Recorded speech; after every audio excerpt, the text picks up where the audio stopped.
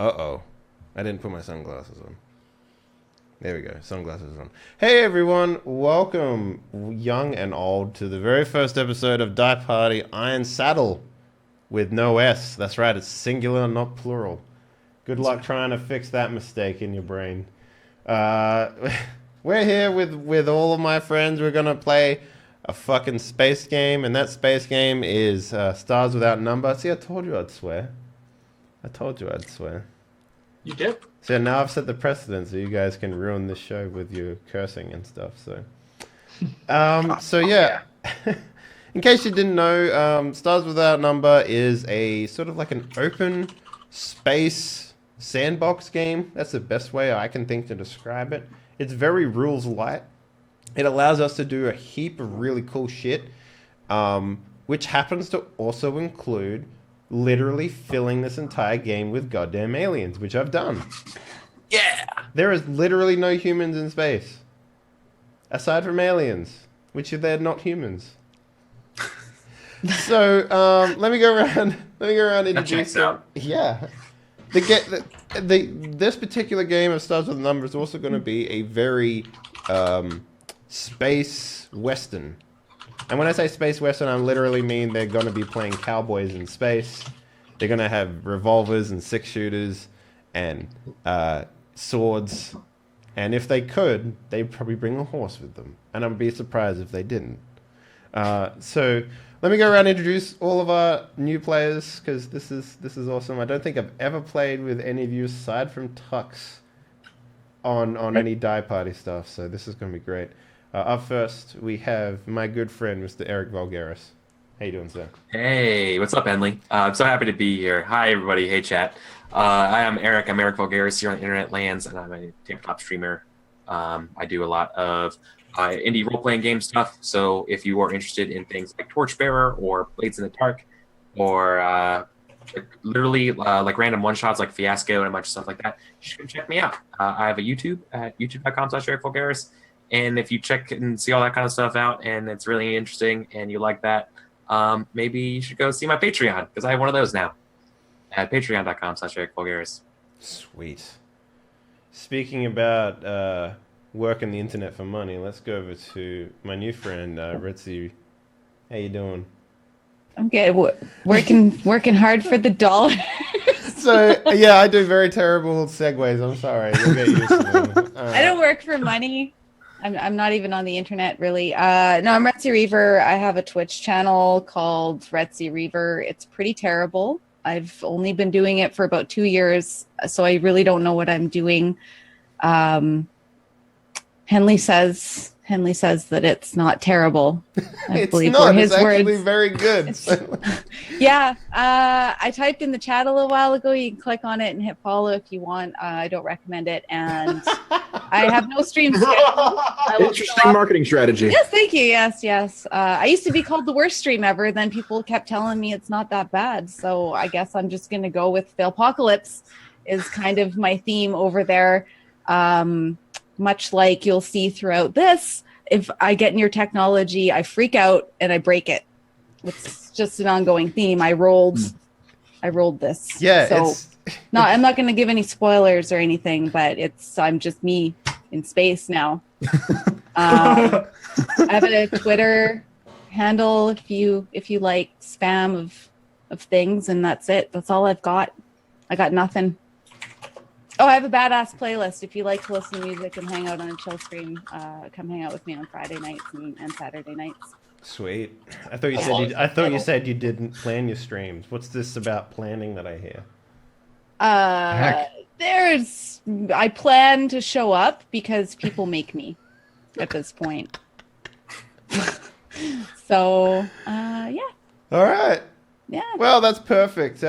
Speaking about unplanned pregnancies, let's go over to my one of my good buddies on Twitch, Mr. Sawfang. How you doing, sir?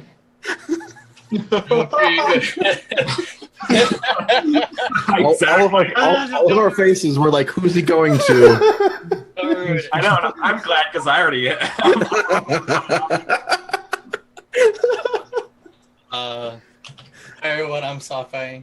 I have a Twitch here. You can find me at twitch.tv/Sci-Fi. I've been streaming every day for 3 years plus. I broke my 3-year record. Wow, that's awesome, man. Yeah, seriously, That is that's awesome. amazing. Yeah.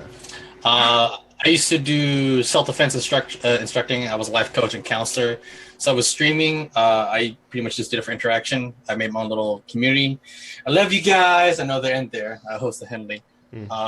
Basically just like to make our stream like a home. So we help people who need life advice and all that jazz. And I do D&D Saturdays, and I'm a Friday stream. So, yeah, you do things a little differently than everyone else on this fucking website. When it comes to D&D stream, do you actually get the chat, like the Twitch chat, and you just work with them, yeah? Yeah, pretty much. There are some times where, like, you guys, you know, the actors here like a star, but I like to have my community also be the stars at times as well. Yeah. See, I would never do that because my community would literally make it way too sexy. And I don't know if I can handle that. And we already That's have- right. That's right, Henpire. Bring sexy back. Yeah? No? Silence. That's been trying to intimidate the wood and trying to intimidate any inanimate object. And I'm like, so do you love lamp? And apparently they do. That's about it. I physically Please tell me when you're interrogating the lamp, someone said, I want to shed some light on this. Oh! Bam. It has been a lot of fun. I just hope they didn't drop any shade on that lamp. There's the Tuxedonis buns we all know and love. All right, speaking about the buns we know and love, let's go over to Tuxedonis. Good sir, how Yes. you doing? Hello, everybody. I am very excited to be here. If you have never seen me before, I know Henley I'm from sorry. our game over on Arthur's channel where we did some Star Wars. Yeah. I was a sexy cat lady who I'm not going to say I caused his death, but Henley's character died in the first episode I was in. So there's that. Yeah, my, was it 24, 23 episode old character? Tux comes in, literally It's like- dies. Like, It's like, yeah, I can't wait to join. And you die. welcome to the stream, Tux. Oh shit! Oh shit! Welcome to the stream. Okay. But yeah, I also do a lot of the stuff these people do. A lot of tabletop stuff, some video game stuff. I'm over at twitch.tv/Tuxedonis. I tweet at twitter.com/Tuxedonis. If YouTube wants to get off their asses, my channel is youtube.com/c/Tuxedonis. I'm not quite sure how that's working. I just found out today that I get a fancy URL, so we're still working that out. You should definitely tell me how you do that because I don't fucking know how to do that either. I'm not sure. I went to my thing and they're like, "You qualify for a custom URL," and I was like, "Okay." Use Tuxedonis. What if I do? if you say so. So yeah, that's what happened. But right now it says my channel doesn't exist. So we're working out the details there. Yeah, just try going there, man. Good luck. Yeah. I really hope that gets back on track because if not, that'll be weird. And then I'm not sure what I'm going to do there. But yeah, besides that, I am very excited to play with all of you and do some, because, I want to be a cowboy, baby. Speaking about being extremely weird in space, let's go to our final player for tonight, Mr. Jim Topia. What up, sir? Hi, Dave. Hi. How are you? Look, okay, before you say anything, all right? We're going to talk about our history together, you and I. All right. Oh, our special history. Okay, so there was the moment I put this game together, I'm like, oh man, Stars Without Number. Who do I know who literally owns Stars Without Numbers? It would have to be Jim Tobia. Like, seriously, I played one game with him. It was 5 episodes long. I played a character called Mako, and you played a character called Jefferson. And we were like basically just two assholes in space that started a business and badly started a business. Jim Topia's character was my assistant co-operator and accountant, I guess. Yeah, it was a mercenary company, and you were the muscle, and I was the tech guy / the accountant / the business manager / the guy slash the pilot slash the medic slash basically everything else. Yeah. So you're a startup, is what you're saying. Yeah. and the best part about all of that, it was like, okay, I'm picking warrior, so I'm going to be the muscle. And then Jim's like, well, I'll pick expert, and I'll pick everything. So, you know, it was a great time. And when I started this game, I'm like, I got to bring Jim back. Jim's got to be in this game, man. It's going to happen. So, welcome back, Jim. Thank you very much for being here. Why don't you tell the internet about yourself a little bit? Hi, Internet. I'm Jim, Jimtopia on the Internet. I hang out and lurk in Twitch channels and from time to time play role-playing games. I think I'm the only person on the cast who doesn't stream, is what I'm hearing. Well, fix that. Granted, I've just followed everyone else on the cast who I didn't already follow, so there's that. So you should do that. Yeah. So I'm just here to create chaos. You're the seed of chaos. As this outlier. I mean, that's what I do on Twitter. If you want to follow me on Twitter, I get in flame wars with big streamers by accident all the time. So I hear Hey, I that. love your shit. Hey, what's that supposed to mean? I'm not shit. God damn it. Fight me at PAX, bro. Oh, man. Sunday at PAX East. All right, guys. I see a cage match with Jim in the middle. I Fighting. feel like one of them would be pressed up against that cage wall, like, let me out. I feel like Aunt May would be in there too. I feel like Jim is like the Spider-Man that goes into cage matches. You know what I'm saying? Bone saw. I would Yeah. definitely, Bone saw. Yeah? I would definitely call that true.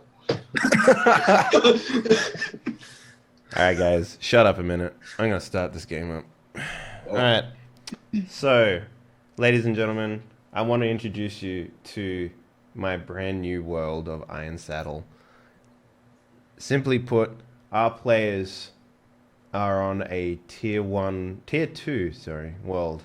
It is very much like Western America in the Wild West times. I don't know much more about Wild West, but we're talking horses, we're talking bounty hunters, we're talking tumbleweeds, we're talking those gates that are on the door of a bar when you push it open. That sort of shit. Whiskey shots are king. Yeah, that's it. So, our players are all, for their own appropriate reasons and backstory stuff, coming to a town called Sandalwood, which is basically a stopping point on the way to Big Water, which is a giant town in the far, east. In order to get there, you need to travel for a couple of days, and Sandalwood is basically a stopping town, a port town, if you will, a port town for your horses.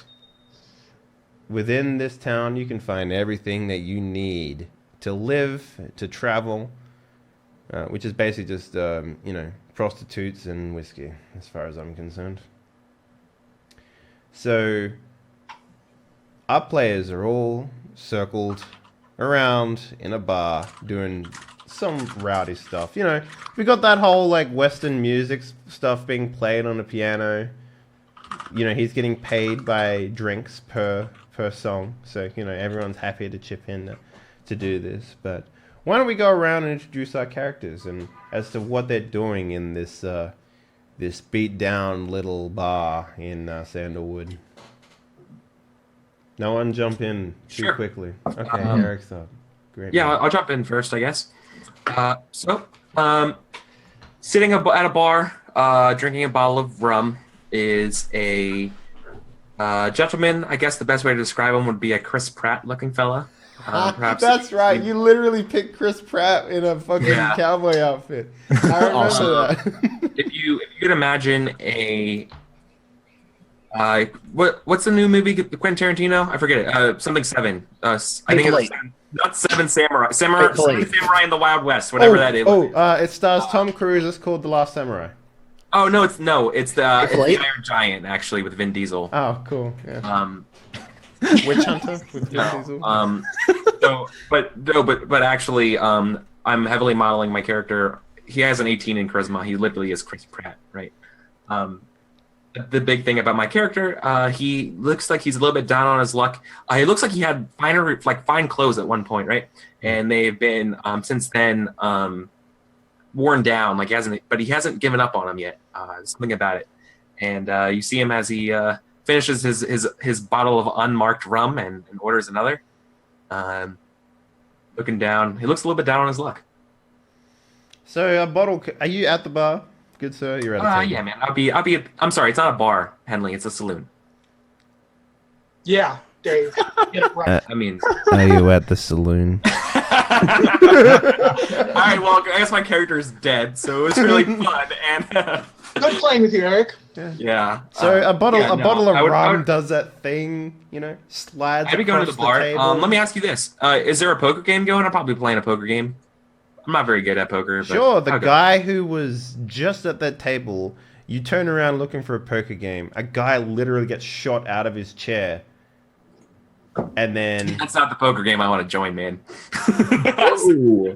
so basically he gets shot out of his chair, and then like the music stops for a second, and they all look at the table, and then some guys like check his sleeves, and yep, there's some poker cards up his sleeve. You're Son such of a bitch. Yep. So what do? They drag him out the saloon doors, and then some guy stands up and he's like, "We got a table open over here if anyone wants to play some poker." And he sits down, draws another hand for all the people at the table. Obviously, okay, fine. I look at my bottle. I take a long swig of it and sit down at the table.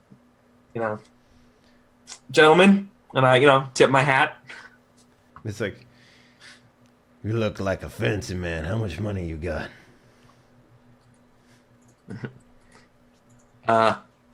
Just say Actually, a don't- number. Don't worry, I'll pay my way as I pull out some script, put it down on the table. Enough to play. Consider yourself one hand deep. And he flicks you 2 cards. No, Yeah. it'd be 5 cards. All right. It's not Hold'em. Fuck Hold'em. We're doing it old school. Oh, cool. So while you're playing your hand of poker, the camera does a sweet swivel. It costs like $1,000 to do this one shot. But who does it focus on after it stops swiveling? Literally nobody. It lands on Mr. Garrett Connors, since no one's really All right. doing it. Yeah. So you said there was there's someone playing piano. Yeah.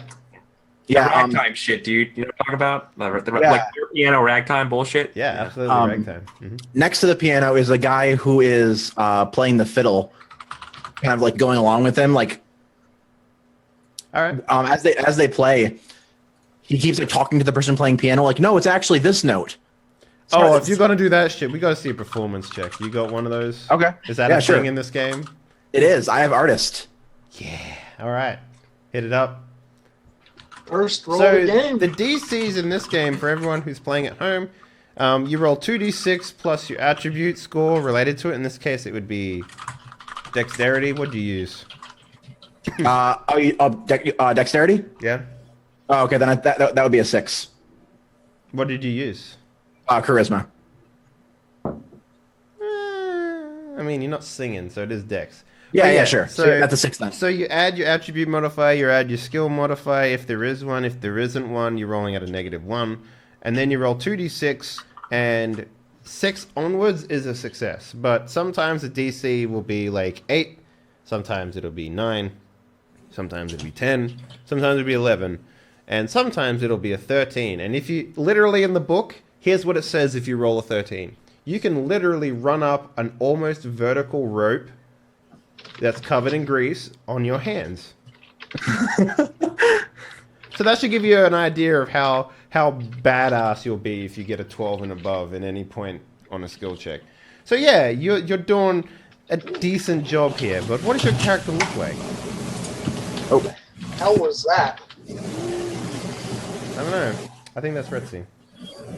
Your mic's picking up a bunch of stuff. Doesn't matter. We're good now. okay, cool. That's Um, yeah. What does your character look like? Just a second. No. what was that? She turned the camera off. That's One like sec. that's like anti-zoom. Oh no! Oh no! That's what we're. Everything's falling apart. Okay. Don't stop on my account. Yeah, go ahead. Just a word of advice, like don't ever turn off your camera and zoom because it changes everyone's locations. Other than that, we're good. Oh, sorry. Yeah, it's fine. No big deal. Only 2 people need to be moved. Go ahead, continue, please. So, what did you ask? What he looks like? Yeah, what's he look like? Okay. Yeah, so, if you've seen, let's see, I forget what all he's been in, but he's an actor and like a rapper named David Diggs. So he's kind of has like black hair. He's black. He's black. He's got dark black hair, kind of longer. Right now, it's kind of like tied back. He's wearing a like button flannel shirt. He's got jeans and just some like boots, like pretty simple looking clothing. Yeah, everything about him is pretty simple. He's got like a belt with like a bunch of holsters, and there's a bunch of knives in them. Sweet. And then he's got like a bag kind of like set aside with all of his other things. And yeah, and right now he's got this fairly nice fiddle that he's playing alongside the piano. Sweet. So yeah, the piano man's going along with you, and everyone's having a gay old time. It's the type of music that no one notices, you know. Yeah. But it's being played. Absolutely. That's the best I can hope for because if this was a movie, you know what it actually is? It's the Star Wars Cantina song. Of course it is. It's ragtime, and it's played with a piano and fiddle, so it's not copyright infringement. it sounds just enough like it to make everyone like, oh yeah, So, yeah, you're playing violin. Yeah, maybe it doesn't go by that, but it's something, whatever. It's whatever this But world's equivalent The of that audience is. knows. So everyone in this world loves it, but the audience fucking hates it. You know what I mean? Yeah. All right, so the camera does its little fly through, and who's it land on now? Anyone want to go up? So about this time is when Doc Sullivan walks back in to the saloon, having gone out shortly after the cheater did, and comes back and says, "Well, nothing can be done for him anymore." Do you have a I don't know, like a bar towel that you're wiping blood on? Yeah, exactly. I'm wiping the blood off of my hands and whatnot. Yeah, nice. Say, barkeep, another round. Yeah, Walk over to the bar and sort of toss the bloody rag on the table or towel back in the bar and trade it for a drink. Yeah, so the bartender walks over and he grabs the rag and he starts wiping down the table with it, and it's like, yeah, what are you drinking tonight, Doc? Whiskey. Well, that's good because that's all we got.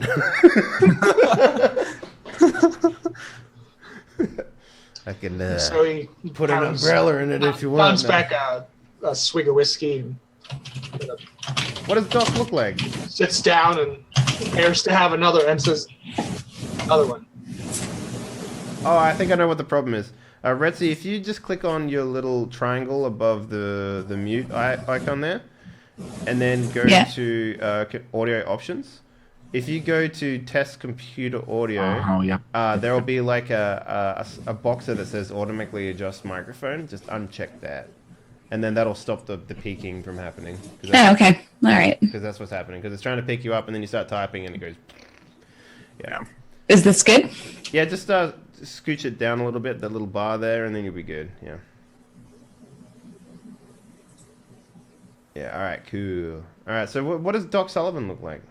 Give us an idea. So he's middle-aged, probably late 40s, early 50s.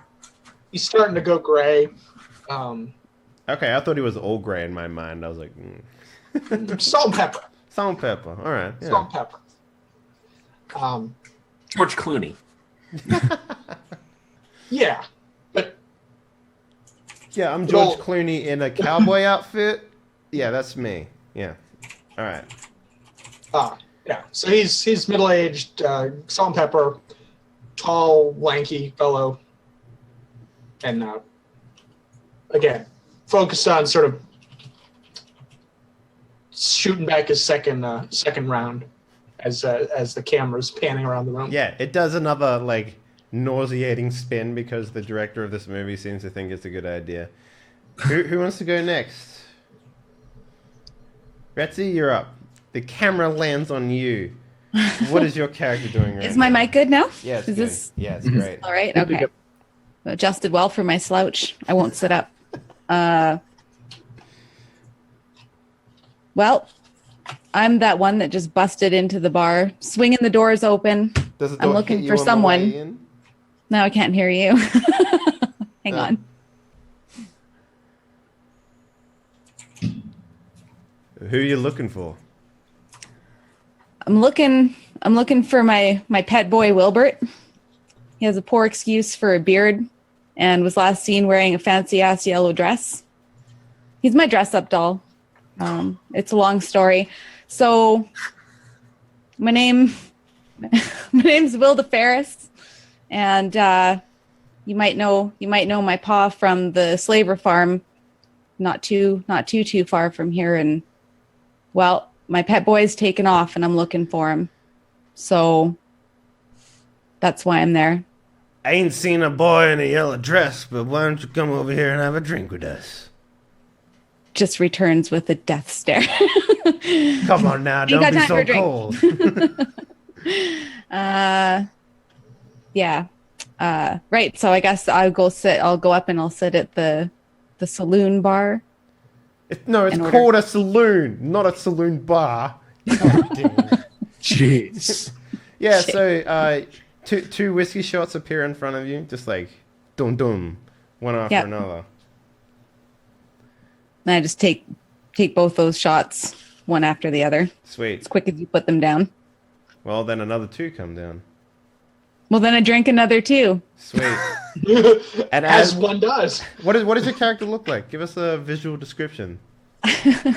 Well, Chris for Pratt anybody, in a cowboy outfit. Chris Yeah? Pratt in a more feminine cut. If any of you have ever seen Black Sails, I'm basically Bonnie. All right. know what that is? Yeah, we did talk To about sum that. it I up, remember. yeah, we did, and I thought that was yeah, that's pretty much it. Maybe not so disheveled and dude looking, but that's cowboy. It's cowboy Joe Henley. Okay. Yeah, so I have a pretty awesome, super long jacket, and I've got a very unique cutlass It's very in fancy. a very unique cutlass sheath that looks a lot like some sort of leather purse with cowboy bling on it, and 2 6-shooters or revolvers. I don't know what 6-shooters are. You can call them irons. Irons. That Yeah. works. That works. Yeah.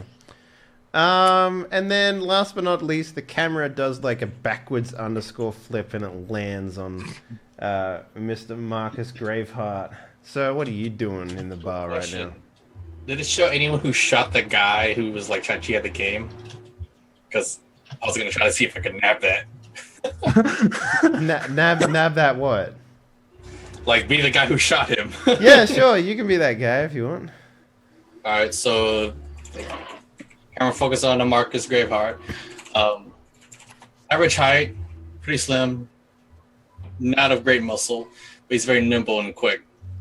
He's got a large knife right at his side, and as you can see, he's posed up. Basically, his feet propped up on the table, and he aimed his pistol right at the guy who cheated at the game. Yeah. But on the side of his hand, he's looking at something, and he goes, "How am I going to pay all this debt?" His family is a well-known mercenary group. Yeah. He's known to cheat a few games, hide all the facts.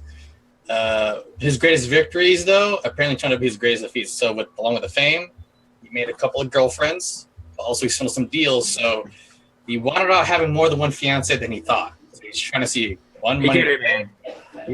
We get it. More money, more problems. We get More it. money, more problems. Yeah. Is it okay? Let me ask you a question real quick. When you shot him and you walked over and you pulled the card out of his hand, was that your card, sir? Did you plant that evidence on this guy you just shot? So who asked me? Like one of the dealers or? No, this is the GM asking you. Did you Buddy, do that? Yeah, I did. Sweet. That's awesome. All right, we established that you're a piece of shit. Fantastic. I'm okay with this. So at that point in time, a preacher man kicks open the door of the saloon, and he's like, "Holy Mother of Mercy of God, the sky has fallen. Guys, the sky is falling." I don't And then know that he one. like rips off his white collar and he throws it on the fucking ground and he's just like, "The sky is falling!" And then he runs out and he starts screaming and as he's ripping off his shirt, running down the street. Huh. Goddamn pastor's lost his mind. You He's know, losing his mind. I'm losing my money. Just say no. So a couple of people get up and they start mumbling and they start walking out and the bartender's like, "Hey, y'all, don't want to..." He wouldn't say y'all. No, y'all. Y'all's a word. Yeah, he's- thing. Okay. you'd absolutely say y'all. I'd absolutely say y'all. He's like, "Hey, y'all, don't forget to pay." God damn Pete, let's keep him in here. 2, 3, 4. it. All right, so some people are going outside and then like they're standing like in the middle of the street just looking up behind the saloon and they're like, "Oh man." They're like murmuring and the crowd's getting bigger and bigger out on the street and you see a cart go by and then the cart stops and the driver's like, "What the hell?" He's looking up as well. What are you guys doing? So Doc Sullivan is still sitting at the bar when this preacher man comes in and does all this. Just sort of turns over his shoulder, says, "That's called an apple, not the sky," and then orders another drink. Yeah, the bartender's just like, "I hope you're paying because none of them folk are coming back." So I Yeah. pay him as he passes me the drink. Yeah. Without looking at my cards or whatever, and whatever money I put in the pot, like I push my cards forward, like gentlemen, and I fold, and I get up and actually I'm gonna go see what the commotion's about. But and that's it. Eric Vulgaris. You're welcome. All right, yeah. I know I gotta see a man about a railroad. All right, so you head on. You got to see a man about a rail. The actual saying still works. All right, I guess. You can see a man about a dog. You can say that in this world. There are dogs. Hey, it's Wild West. We got to ride I mean, those. what other way rails could you, west? what other way could you take that? Yeah, Yeah. exactly. Yeah. So anyway, you walk on outside and you do the casual Chris Pratt thing where you walk up and you smile at everyone, I guess, and then you turn around, you look up, and you're just like, "What the fuck?" Literally in front of the sun itself is this giant box, and it's slowly getting bigger and bigger, and it's just nothing you have ever seen before in your life. Your pretty little life on this planet. You ain't never seen something so big or so rectangular. It's so rectangular. Oh my Can't god. handle it. That's the finest shape I've ever seen. Tetrahedrons, man. Oh boy. I'm just leaning up against the outside of the saloon with the bottle of whiskey that I stole from behind the bar and tossing coins up in the air that I also happened to steal from the bar. Well, you can't. Sorry. Not sure I'm necessarily interested in the big giant rectangle that's so huge. I've never seen. It's bigger than a barn. I can't even describe it. I'm more interested in the reactions of everybody else. So some of the people in the crowd are basically doing things like, some of the people are just like whimsically like laughing, and other people are like talking about how they're going to go find the preacher because he's the only one that they trust now. And, some of them are talking about the cataclysm, and some people just, like, one of the guys is just, like, he pulls out a knife and he stabs the guy right next to him. And he's just like, if I'm going down, I'm taking you with me, Jerry, you piece of shit. And he starts, like, shanking a guy on the street. At that point, I guess, as the commotion starts getting bigger, a couple of lawmen roll up on their horses, and they, just like, all right, folks, calm down. Ain't no reason to be shanking nobody. Just because a big old square fills up the sun doesn't mean nothing. We still got another sun over there after all. So we're good. As far as suns are concerned, we got 2 of those bitches. One disappearing in a giant cube ain't gonna stop us from living. I just made that up. That's how good of a GM I am. It's great, right? 2 suns. Shoot from the hip, it works. Yeah, it's Yeah, great. I mean, it's not. Yeah. I mean, it's not very good to stare at the sun. No, that's it. That's how you get blinders in your eye, like old man Marcus. He's got no eyeballs left because he kept staring into 2 suns. He looks in 2 different directions, and both of them looking at different suns every time. I sigh loudly. I'm like, God damn it, Dad. Because he's a son of Marcus, so they go to lineage. Once he said that, I'm like, oh God. No, I'll probably go back into the bar and let folks know who might be wondering about what's going on, and let them know. Give me what's for. Yeah, there's not a lot of people left in the bar. Actually, yeah. You know what? There's a few playing music and such. Yeah, when people see you going back into the bar, they're just like, oh, hell yeah. We're going to drink till we're dead. And then they go back into the bar, and then everyone starts, like, walking over to the bar and leaning over and grabbing bottles and stuff, and the bartender's just like, giant cube in the sky, fuck man, I'll join. Grabs like... So basically, everyone goes back to their greatest sin right now. Like, that's sort of what's sort of happening right now. Like, a giant cube appears in the sky to fill up one of the many suns that you have, and it starts. It sort of starts poking on the end of the cataclysm, the end of the world for everyone. What's everyone's sort of main focus now that the apparent world is ending? Oh, it's been an honor playing with you, Pete. Let's just ride it out. You too, Mr. Connor. Are you fucking Titanic? It's been an honor. Motherfucker.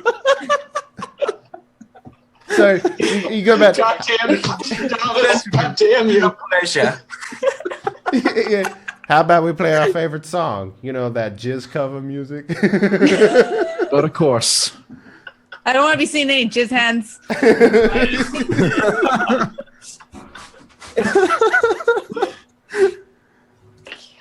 Yeah. So Well, I've gone back into the bar slyly, kind of covering my face a little bit because I did not want the law to see me while I was there. Mhm. And I've kind of focused my attention somewhat on what's left over of the poker game that was there. And I maybe have, lifted up a couple of cards as I strolled by the table a little bit and just take a seat by myself. Still looking for that Wilbert in the yellow dress. nice. Good.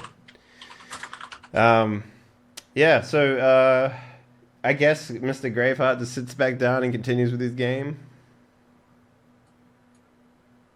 Game? Yeah, poker. I thought it was. Never mind. Never mind. Okay. So yeah, a couple. If you guys don't mind, we can sort of skip forward a couple of hours, and the bar. It generally does what bars do. Gets very rowdy. Everyone gets very sloshy. I mean, if the end of the world's coming, Yeah, absolutely. what else do you Quick do? question. Yeah, sure. Is there anyone in the saloon right now that's pretty wealthy?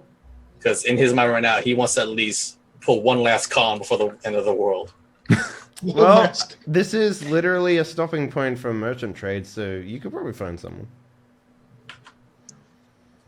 roll anymore, or do I just find somebody and I just try to con them? Sure. Who are you looking for? What's your favorite type of mark?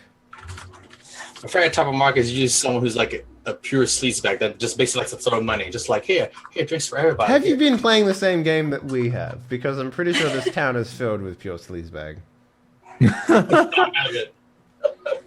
This guy just keeps throwing on money and keeps trying to buy the bar winches and everything. I don't think anyone's buying anything right now. Essentially, people are just drinking and trying to fuck everything, basically.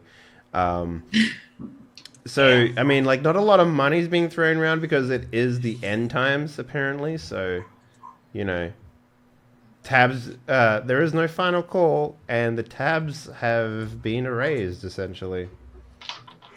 Damn.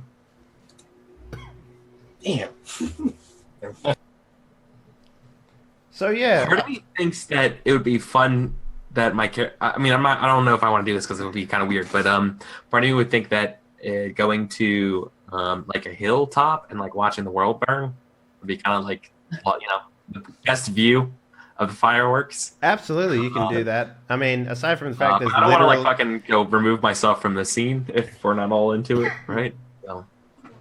So, I mean, you can totally do that, except there's no hills. It's flat lands, as far as the eye can see. So you could probably sit on a roof or something like that, maybe. Yeah, nah, I guess rooftop would be the best. Yeah, whatever gives me the best view of fireworks. So there's a 2-story building, and it's the bar. Yeah, all right. That's about as high as you're gonna get.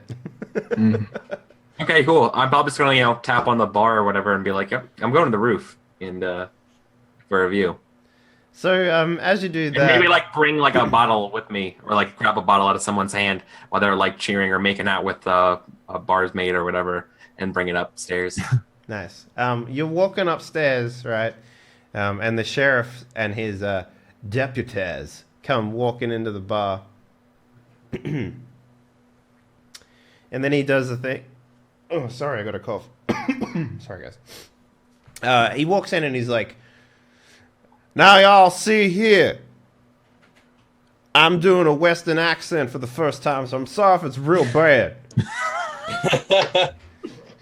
You're good. Thank you. However, we got a plan to deal with the giant cube in the sun. Now, call me crazy, but if there's something that we don't understand here in Sandalwood, yo, we're gonna shoot that thing. So that's what we're gonna do. I'm bringing all able bodies with me right now, and we're gonna wait until that thing is nice and big in the sky, and we're gonna shoot it down. We're gonna save the goddamn planet. I immediately run out and I get ready. Anyone who's got a strong shooting hand, shooting arm, shooting eye, even if you only got one of them, your presence is requested in the center of town. Meet us there in a couple hours. Bring with you a bunch of ammunition, as much iron as your hands can handle. I look down at my knives. I shrug. We're gonna go requisition ourselves a cannon or something.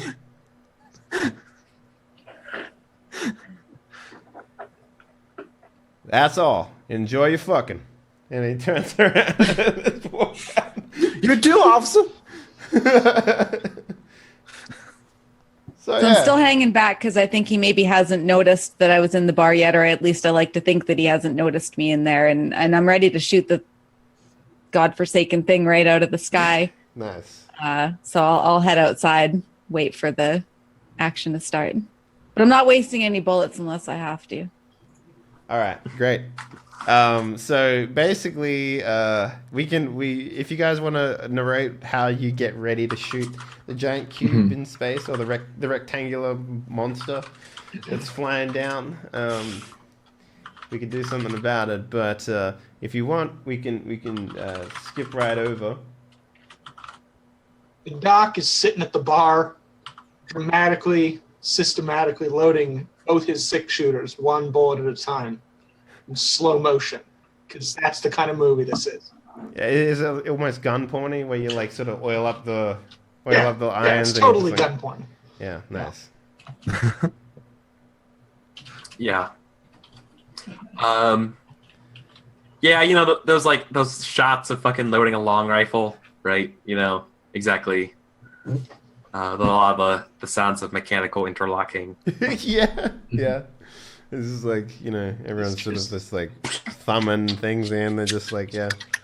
Yeah, you know, You know all that's Okay, way too much. cop Yeah, movies are particularly bad for it, but you know that whole like montage of them like loading up a bunch of guns and putting them in the holsters and shit? Uh-huh. It's that, right? Except it's a billion people doing it with basically the same type of gun, like.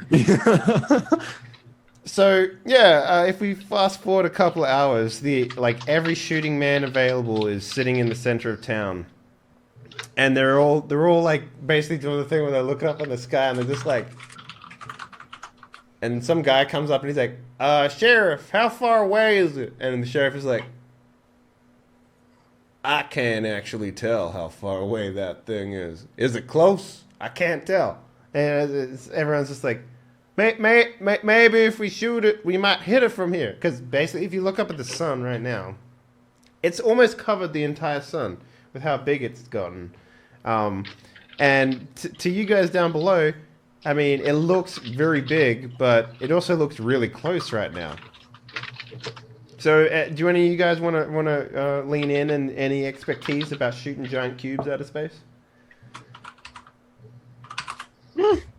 I go and spread lies to the people who are getting ready to gather in the center of town. I basically just tell them, this is how you shoot. So I basically have like a few fake items, like a bunch of empty shells of like, if you keep this with you, it'll give you good luck. So I basically con a bunch of townspeople into believing that if you hold on to these like awesome bullets, you can hit the thing out the sky. While we're gathering around to my boys to like help in the town. Meanwhile, I got a fancy idea with one of my best friends. I'm like, look, the cube is only going to hit this town, right? So all we have to do is just drive to the next city, and we'll be safe, and we'll make money, and I don't have to pay anybody. Sounds good. So some fucking guy you're talking to, that's sort of your like, I guess your con friend, I guess. Yep. Within a mercenary group that I grew up with, yeah. Okay, all right, yeah. He's just like, well, if the cube is big enough and it hits the planet, is the planet gonna blow up? No, we just drive to the other side of the planet. It only hits one side of the planet, dumbass. Have you been to the other side of the planet? I don't think our horses will get us all the way to the other side I of the think we can if we just go really, really fast. He just sort of starts nodding and just like, are you as drunk as I am? Think so. I need sex right now. Sorry. Yeah. Those rooms are booked up for weeks. I can't pay to visit any of my girlfriends. I'm under watch. I banged everyone's daughter at least twice. I don't think we have weeks. You just roll into this conversation, Doc. Yeah. Yeah. So before we get started, can we get from you, Mr. Solfang, a persuasion/charisma check, please? Sure. Let me go look for that. Yeah. So if you just click on it, it'll ask you what attribute modifier you're adding to it. So just if your charisma has a +1 or a -1, just throw that in there. All right. 7. Yeah, you're good. Like so a couple of people just sort of looking at it and then just like, all right, thanks for the bullet. Well, they paid me money for it, so it's all good. Yeah, they're just like, yeah, take some of my currency that I won't need anymore when the world explodes. They don't mind. I don't mind. So I'm interested in some of those magic bullets Oh, for my sweet. guns. Nice. I don't have any money, but I am willing to maybe strike up a deal with him that there's got to be loot inside of that box. There has to be. There's always loot inside of box. There's booty in all the boxes. And so I'm willing to split some of the loot that I find with him if he just gives me some of those magic bullets for free.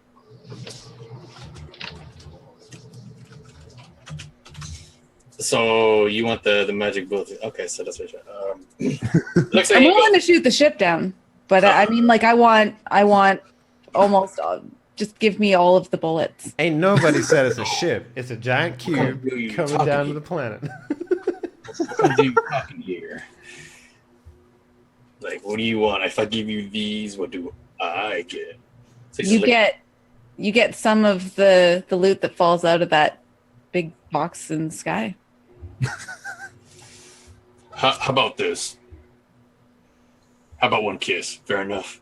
You can have all these, and I show her a case. I'm ready to punch this guy at this point, but I'm just gonna give him a hard stare. I think he knows. I think he knows it's probably best if he doesn't.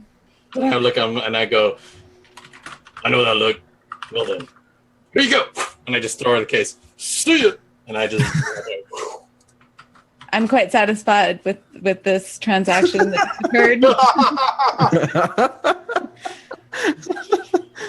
So Good business deal. Good business deal. the sheriff sort of goes and finds a young man in the saloon, and he brings him down. And the guy's like basically buckling up his pants as he's walking out. And the sheriff is like, "All right, Brent. Now I've seen you take out a can from like God knows how many feet. You're the best eye we have. So I need you." He like puts a rifle in his hand and he's like, "I need you to kill that thing in the sky. Or at least tell us how far away it is. You can shoot at it, boy. It's fine."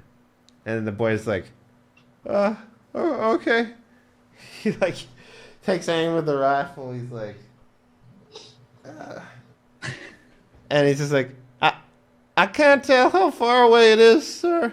And the sheriff is like, "Don't worry, boy. If it has any sort of like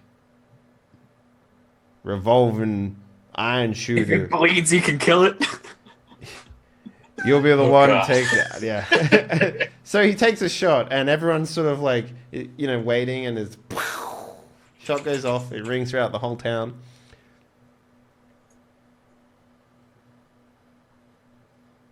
And then nothing, really. Nothing really Does it starts fall? to happen. Yeah, it's just like in the dirt, like a few hundred meters. No one sees it though because it's too far away. But yeah, and it's like, and then the boy turns around and is like, "Sheriff, I think I got it." And the sheriff is like, "Did you, boy? I can't really see that far." And then everyone's like, "No, I'm pretty sure I saw her bleed." So like, it's like, and then the sheriff is like, "All right, I think we can do this." And he's like, "Now listen up, everybody. We're going to form a line. And we're all going to take shots at the same time. That's the fastest way to kill it. I saw it in one of them picture books once. So everyone line up nice and straight." Did you guys jump into the line? Question: Yeah. Can I borrow a gun? He like looks around at someone who's got like 4 guns and he just like takes one. And he's like, "Here, go, boy." Thank you. Yeah, I'm going to need to borrow a gun too. He goes back to the guy with 4 guns and he takes the other one and gives it to me.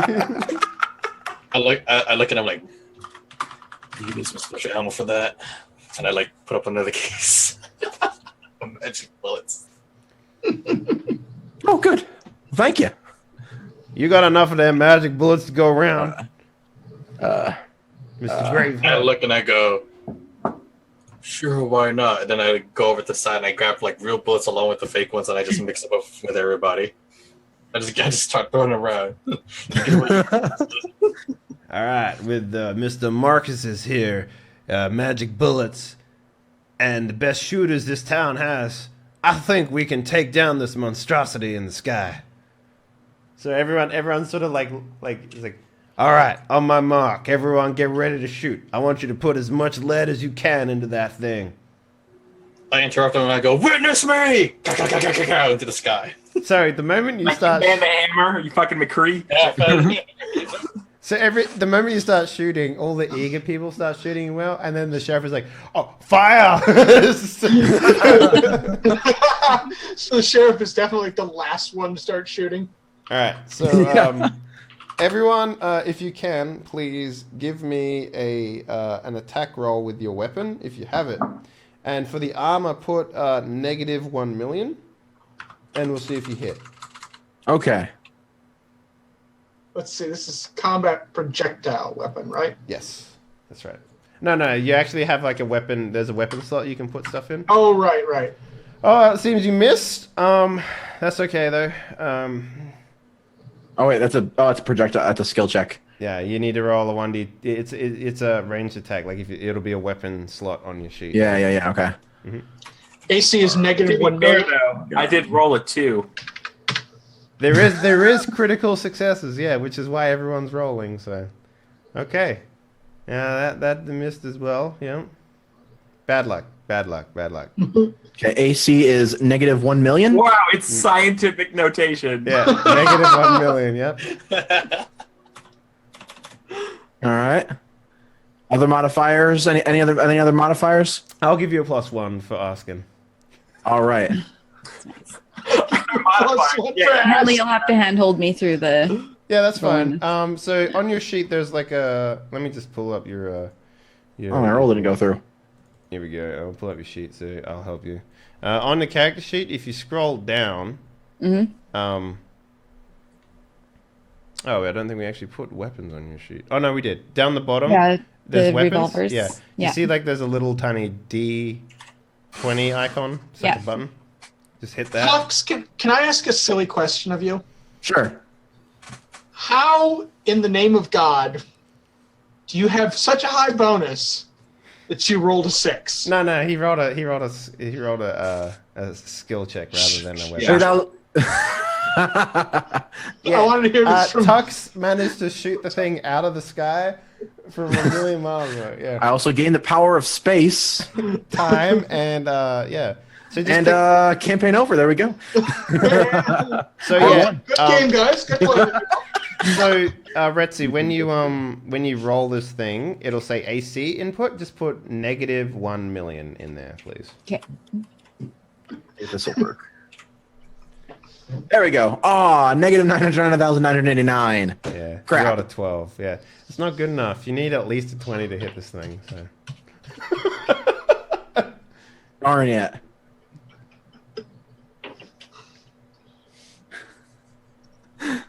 Oh, no, good. All Oh, right. man. Is that everyone? What about my other gun? Yeah, shoot it. Fuck it. Oh, yeah. we have a gun. You got 2 guns. Shoot it, man. I don't care. I very much care. Oh.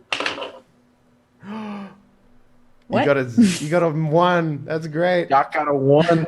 So yeah, you try to shoot and you shoot the floor in front of you. It's just like it's great. So yeah, like Looking at that guy that sold me those bullets a couple minutes ago. I just look around and give it those. I'm like, I told you.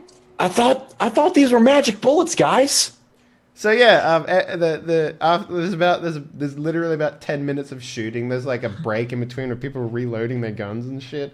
They get back to shooting like ah, and then like the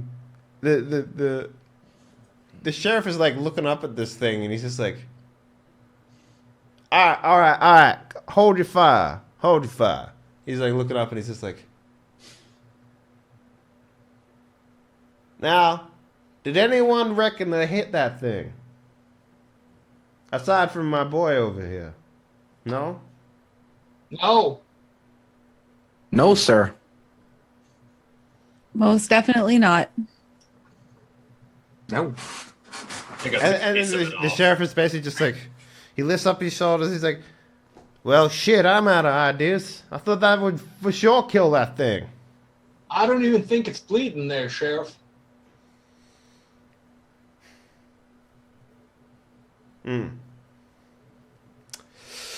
All right. Well, I'll call you all again in a couple hours when I get my thinking boys on something. We'll work it out. Now it's good for everyone here to realize that what we did here is good. We tried our best.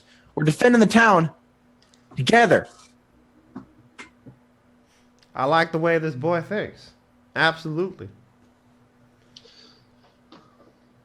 All right, go back to your poisoning. It's fine. I'll come up with something. Don't worry. This town ain't gonna die. Hear, hear. All right. So a couple of hours go past, guys. Unless you want to do something.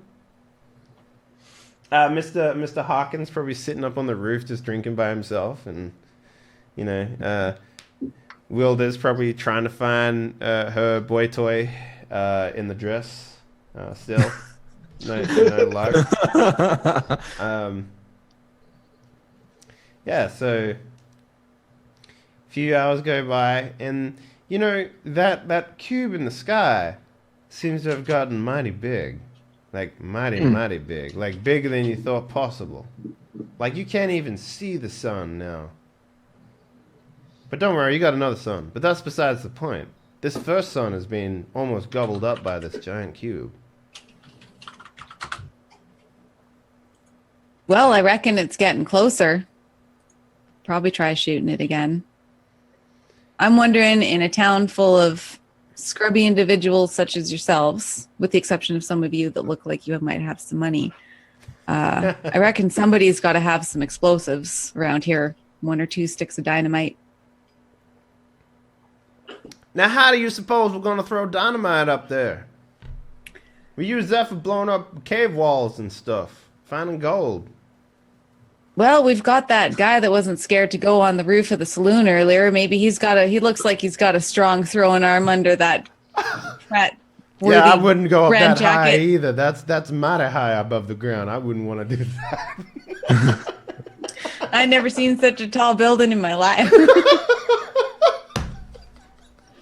He's stayed first all, I reckon.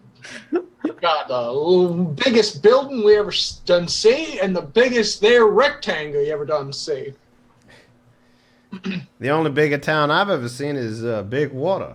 That has a 3-floor building. I tell you what, you ever try and sleep in that place right up the top? It is unbelievable. My stomach churns so fast. Nobody goes. You had what they call the vertical dingoes. 3 floors, and we're just worried about falling right over in that. I'm Maybe surprised. folks in Big Water would know what to do. Well, listen, son, Big Water's like 3 days away from here. Well, we can't shoot the damn thing, so we certainly can't throw any dynamite at it. What else do we... At this point, you guys, can everyone please make a will save for me, please? You can do that by save. You can do that by going over to your page, and if you scroll very much to the top, it's under saving throws. It would be called mental save, sorry, not will save. So. Ooh. Crap. I don't actually have what my mental save is listed as. I have to bring up what a warrior is. Warrior? Okay. Yeah, what's the default level 1 warrior one? Because I actually didn't write it in there. Because I'm a bad human being. I'm sorry. All right. I'm so sorry, guys. Let's take a look, yeah? 15. Thank you. Yeah, so, so who passed? Okay, Retzi and Jim. All right. So, everyone else, the ground starts a-shaking. I mean, he say, somebody's fucking and shaking the earth. My God. I ain't never felt a man fuck that fast before. And I live under a whorehouse. Oh, God. I'm thinking that whiskey hit me harder than I originally thought. Yeah, so anyone who failed their success, you're freaking the fuck out. Like, there's not a lot that, like, there are no earthquakes on this planet. So, like, shaking is kind of like, if it kind of feels like you're in a wagon and you're, like, sleeping, and then some punk-ass kids come up and start shaking the wagon, and you're like... Damn punk-ass kids. But it's happening. Damn It's happening a lot faster than you used to. Okay, everybody, we just got to remain positive about all of this. You know what? The world's shaking. This is new for us. Okay, we just got to deal with it, and we'll move on and be better for it. Mr. Connors. Mr. Connors. This has been a day of firsts for us all, but I'm sure there is a logical and scientific explanation for this all. See, that's the way you got to think about all this. You got to put it in a place where you're okay with it. And then they interrupt and I go like, damn fools, everyone's just fucking too much. Stop fucking. I keep yelling, stop it. Stop fucking. So some guy was like walking down the staircase from the second floor of this building. He fucking rolls down the stairs like a goddamn idiot. And then maybe some of the window panes like slip out of the window and just like fall onto the ground and crack. And the bartender's like losing his fucking mind. He's just like, oh! The preacher is like completely naked, rolling around in the middle of the street, covered in horse shit and mud. Yeah, everyone is losing their fucking minds over this stuff. There's a couple of other people as well that they're kind of just sitting strong. Maybe they've had too much whiskey or not enough. So you can't really tell which one it is. But yeah, there are a couple of people that are okay with what's happening right now. Sounds like a terrible AMC TV show. Yeah, that's about the quality I go for. Carl, stay back. So yeah, Get back in the barn, Carl. get back in the saloon bar. Anyway. So yeah, your entire worlds are flipping upside down at this point, and right then, I need everyone to make a second mental save. If you made the first one, you can have a plus, I don't know, 2 on this one. So, roll up another mental save for me, everyone. Oh my. Yeah, wow. So okay, wrecked. even with a plus 2, a lot of you guys didn't pass this, but I didn't even need the +2. Look at that. Where Ferris, yeah. So a loud like starts to be heard like literally everywhere around you, and it's like super loud. You've never heard anything like it before.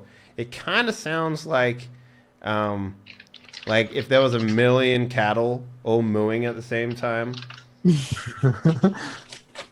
You know, if you've ever been on a big ranch before, like which you have actually, so that's sort of what it sounds like to you, and it's just like, okay, someone's driving a whole heap of cattle through here all of a sudden. That's weird. Yeah, so like the whole ground's trembling as the herd goes across, kind of. Yeah. Yeah. So you guys are like, yeah. Do any of you guys go out and check what the cube's doing? Because it might be coming from the cube. It's a good chance. Sure is a heck of a time to be pushing some cattle, so I doubt it's that. Yeah. I'll go out and have a look. Better than being in here with fallen glass and I don't know People what these falling down the individuals are stairs. doing. Yeah. Yeah. Starting to stink in here, to be honest. Yeah, let's go check it. All right. So yeah, you're going outside, and the cube that was just sort of getting bigger and bigger is now kind of on fire. Must have passed through the sun. Maybe we did kill it. Huh. Huh. Yeah. We did it. The sheriff is out there, and he's like, I guess we did kill it. I mean, it's got to fall down still, right? I mean, that's how it works when there's stuff up there, yeah? And Yes, I know. What must come up must come down. You know, I Don't you heard a worry, man Sheriff. say that the other day. I didn't know what he was talking about, but now I do. Giant cubes in the sky. Yeah, he must have been talking about that. don't you worry, Sheriff. When it comes down here, I'll be sure and autopsy it for you. Yeah, we need to know what's inside of its guts. Oh, Or I meant if to it make even- sure it's dead. Or if it even has guts. Everything has guts, son. It looks. Even a barn will bleed if you shoot it enough. The lady's right. I've seen a barn bleed. Get enough cows in there and enough bullets. Yeah. Blood everywhere. Some weekends out at my farm. So now the cube is getting real big real quick. Like it's getting super big. Like to the point where it's almost filling up. Like when you first started looking at it, you've been there for maybe a couple of minutes and it was like maybe blotting out the sun, but now it's literally almost filling up the horizon with how big this thing is. And the sheriff is like, Falling mighty slow for a dead'un. For a dead'un. It's like, yeah, I don't much know how gravity works, but I assume that's how things fall. No, I believe they fall faster normally. I mean, you're the Especially educated dead'uns. one here, so yeah, it makes sense that you'd know that. So call me crazy, but you know, I'm not the smartest person around, but earlier when we were trying to shoot it down and now it seems to be coming at us at quite a pace, should we worry about maybe trying to stop it or get out of the way? Do you want to put like up a barricade or something? Throw a net up there? Oh yeah, a net will probably work, definitely. Yeah. You know, here's a question: have we tried talking to it? Everyone sort of wheels around and just looks at you and is just like, when was the last time you talked for a cube falling out of the sky? Well, I happen to be a bit of a linguist. I could try. All right, I'm willing to hear you. It is out. the end of the world. Who knows what people can do? I don't see anyone around maybe trying to stop me at this point. Why don't you get up on the roof of the saloon and try and shout out up it? Maybe we go out into the wastes, and we get all of us, and we make words out of us. I'm just gonna get my horse and ride up to it if it makes no difference to you guys. Say hi. How's it going? But it's up there. Wow. I don't know how your horse can get up there. I'm just gonna ride out a little bit closer and yell at it, I think. All right. Let us know what it says. Be careful not to get under it, Miss Ferris. I'll do my best. So I ride out there. Be careful to not get I'm not under. going particularly fast. Okay, yeah. And I yell at it and I say, "Hey! Hi, I'm Wilda. What the fuck are you?" Give me a persuasion No check answer. with your So- charisma. I have charisma. I do. Hi, what the fuck are you? And it just casually answers back. Hello, I'm a cube. Oh, hey, didn't see you there. Am I talking to this thing right now? Yeah, You're you are. fine, Yeah. yes. No, you're not. Like, yeah, just give me a persuasion check and just Don't mind roll me. I just flew in. It answers in Sam Elliott's voice. it. My arms are tired. Yeah.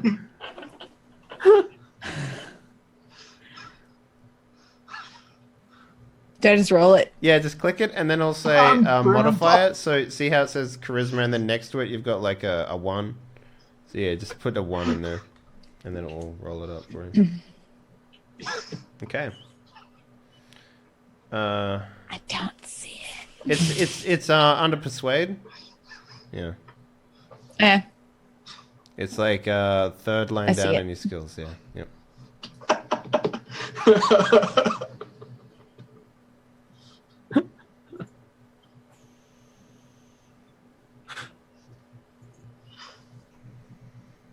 Okay. Yeah. No, you feel like you communicate real good with this creature.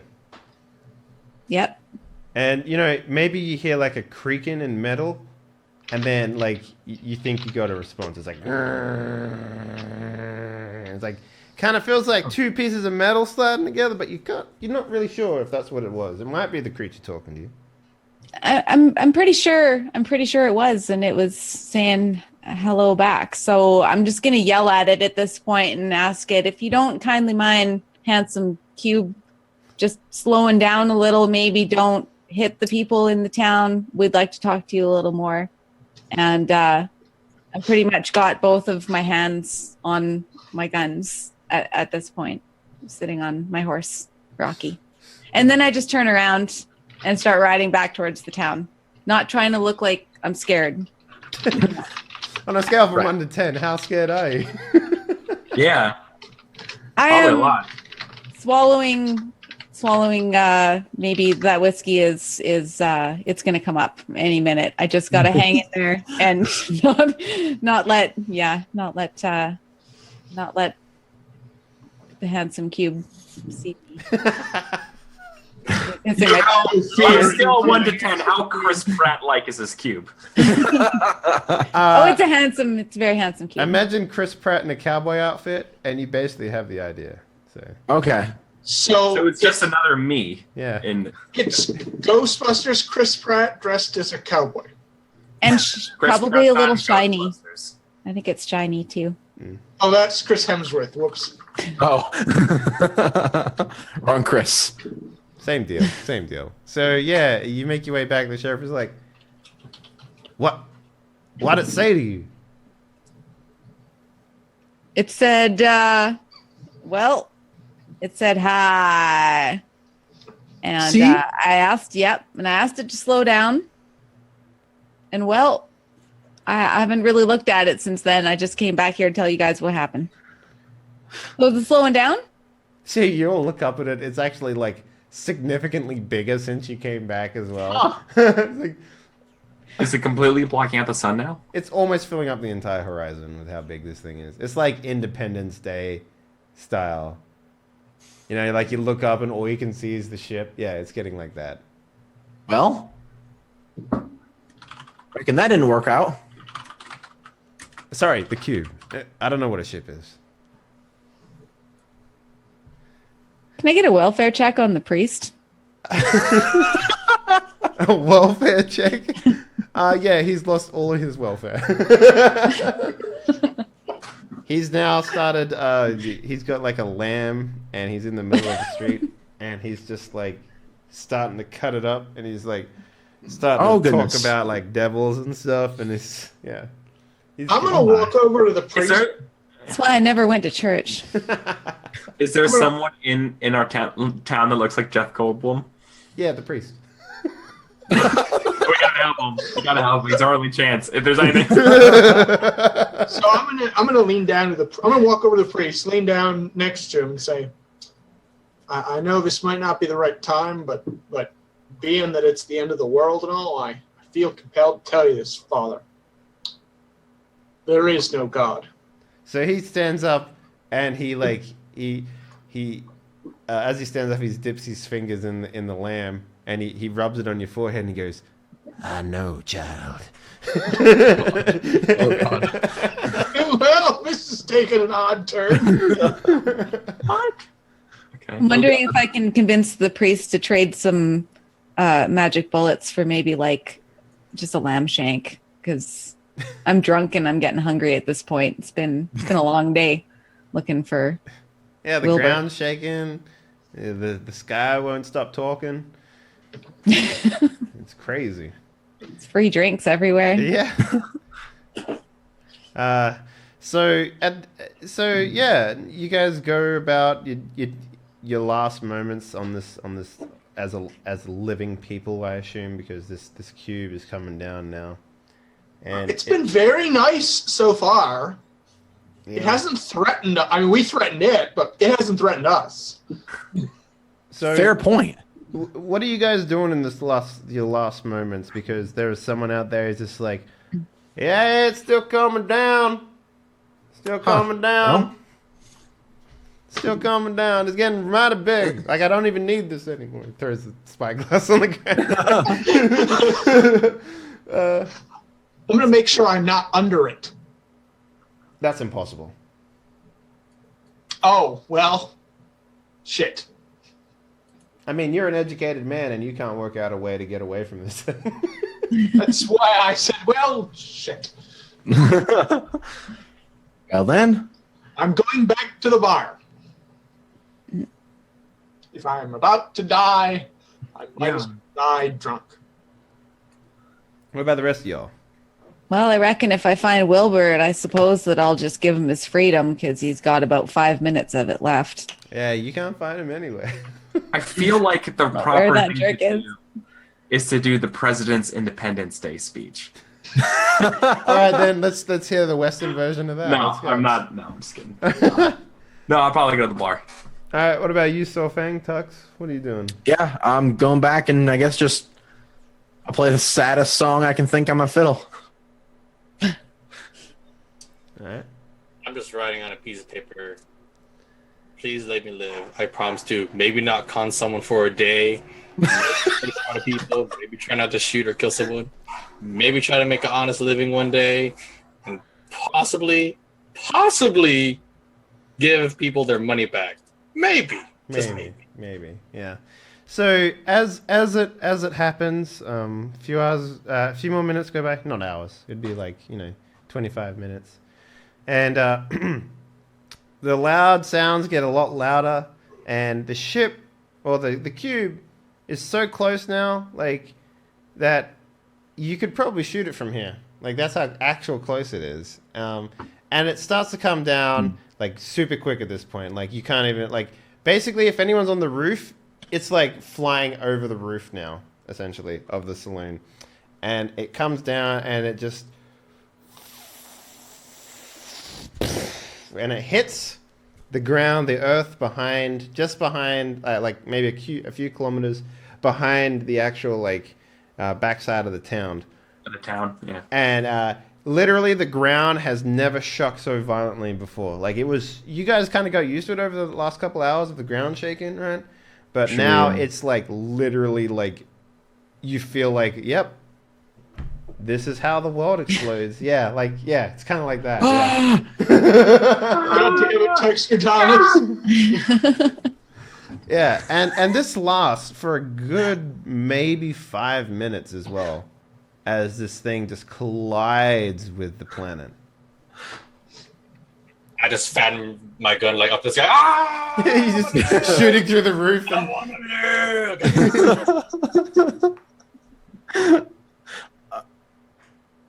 And... but after about 5 minutes, it stops. At that point, Doc Sullivan takes another drink, gets up, walks outside. Okay. I'm gonna grab. Yeah, I'm commandeering a horse. I'm gonna go out to it. After it stops, I'm just like, huh? And just We're live, everybody. walking out. I said to the sheriff, I'd autopsy this once it was dead. It's not. Hell, I want to see what it looks like. I'll follow If out it's too. worth money, it's mine. I claim it. Me first. I start running towards it. What about you, Wilder? You going with them? Well, I'm ready to shoot him in the back with one of his magic bullets because I clearly said we were going to split the loot earlier, but I mean, he seems dead on gonna. I'm just gonna let him go. I mean, I don't know what's out there and what just happened, but I'm willing to. Well, my horse is the only horse that stayed in town during all the rumbling and the commotion and the sexing that was going on. They all took off. So, Saxon. yeah, sexing. In the... So, So anyone who wants a horse, I'm willing to. I'm willing to loan you my horse if you promise you'll bring him back. And I tell you what, anyone who wants a hopefully one horse piece. that isn't Wilder, make a luck check, a luck save for me. Hey, So yeah, maybe Tux, you're like the first one out there, and you just find a horse, and you're like, ah, it's mine. okay. It's not Red Sea's horse, but or Wilder's horse, but yeah. Red Garrett, Sea. you can find one. Yeah.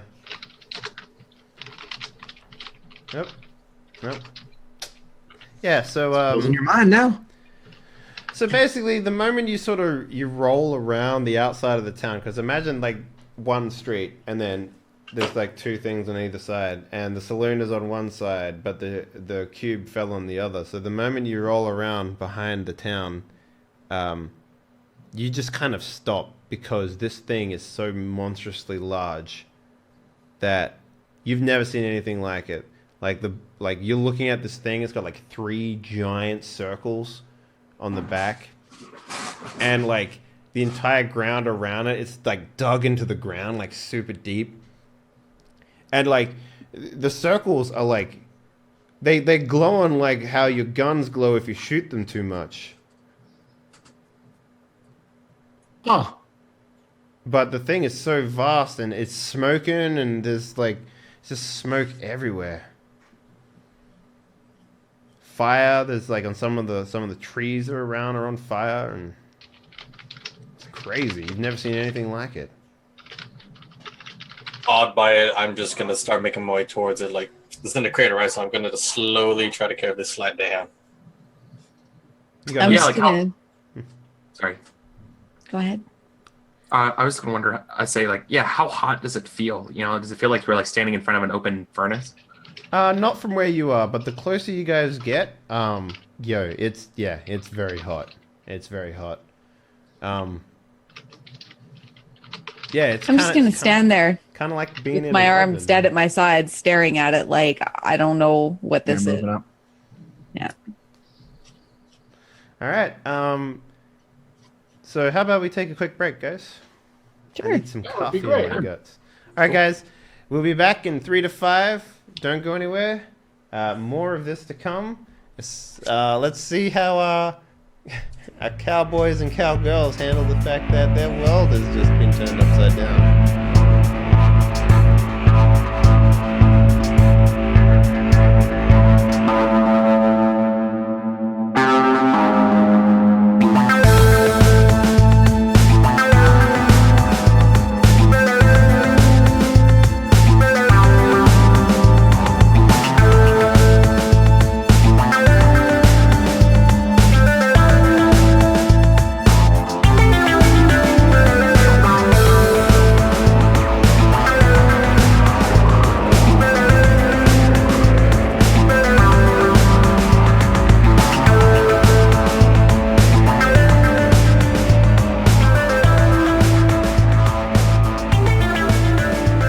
So we left you guys making your way over there. Was there any of you that weren't going over? I think Wilda wasn't going over. I'm still just standing there, staring at it, dumbfounded. Yeah. Yes.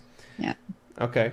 Who's the brave souls that want to go closer to this thing?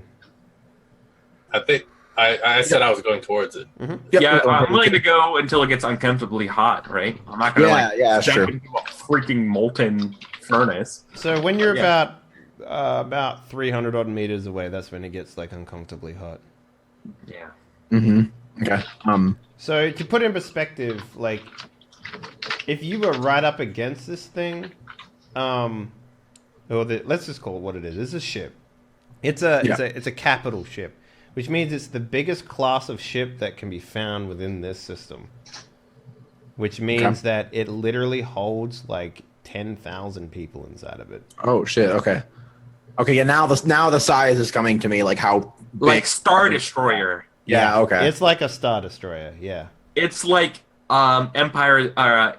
Independence Day 2. Yeah. Right? No. Yeah. That's why I made that reference. It's. I don't think it's as big as a Star Destroyer because those things are as big as a planet. I think so. I don't think it's that big. But to give you an idea, it can fit 7 frigates in it.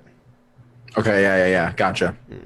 Okay. So we're like necks have to crane to even really look up at it, and okay. It's like a mountain, basically, as it is. Oh, yeah. Like a very medium-sized mountain sort of thing. Not high enough to like- get snow falling on it, but yeah.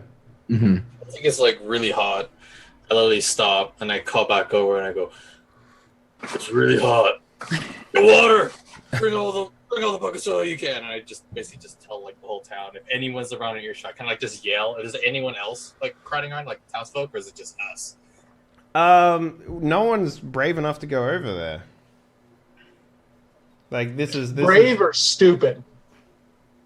Is there a Brave. difference? No. And I yell, I'm like, "I'll pay everyone." No, everyone's like, no, you're not. We're not dumb enough for even the best amount of money. Come on, what's your spirit of adventure, everybody? So, well, I'm done just staring dumbfounded and agape at this thing. And I turn around and I kind of see way over by the town my pet boy Yeah. and 2 rather large looking individuals on horses. And he's standing there in his yellow dress with his leather jacket. And he looks mad. And those guys look mad. And I think he's probably found some of his family. I maybe, you know, he was my pet boy because my dad kind of had, like, he's kind of a slaver, and there's a lot of people on the farm that, you know, well, my pet boy, I think he's maybe found either family or friends to help him out, and I think I'm in trouble. So I'm just going to start running for this cube thing. I don't even care at this point anymore because I can't think that what's in front of me is any worse than what's coming behind me. That's a good We're point. about to. So I'm just going to go for it. That's a great point. Now, Plus, we had a great chat earlier, me and Cube. Yeah, that's true. You're besties now. Marcus Graveheart. So, Wilder Ferris, who offered you half of the loot that was inside of this cube, has started sprinting towards the cube itself. What are your thoughts? My thoughts go, oh yeah, that's right. I promised something. I was like, well, I guess I should. And he's thinking like, maybe I should get on the good side. I'm like, hey, 50-50. How about it? I just put my fingers. Yeah. Start running after her. Yeah. All right. So I do believe that Mr. Connors. Mr. Sullivan. You had promised to dissect this cube.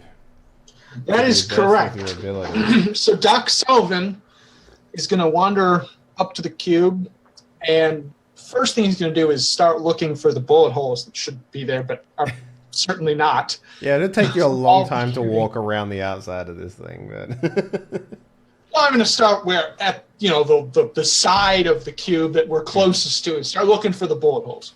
So you, Graveheart, I want to make sure it's dead. And Ferris all start walking over to the ship. How about Connors and Bondsman? Are you guys heading over there? Mm-hmm. Oh yeah. So yeah. we were already at the periphery of the ship. I was getting as close to it as we could before it got too hot. That's right. Yes. So the rest of your of these people from the town, they start showing up. 5 brave souls, all walking towards the unknown. So yeah, it's I have my revolver handy just in case. It's just itchy.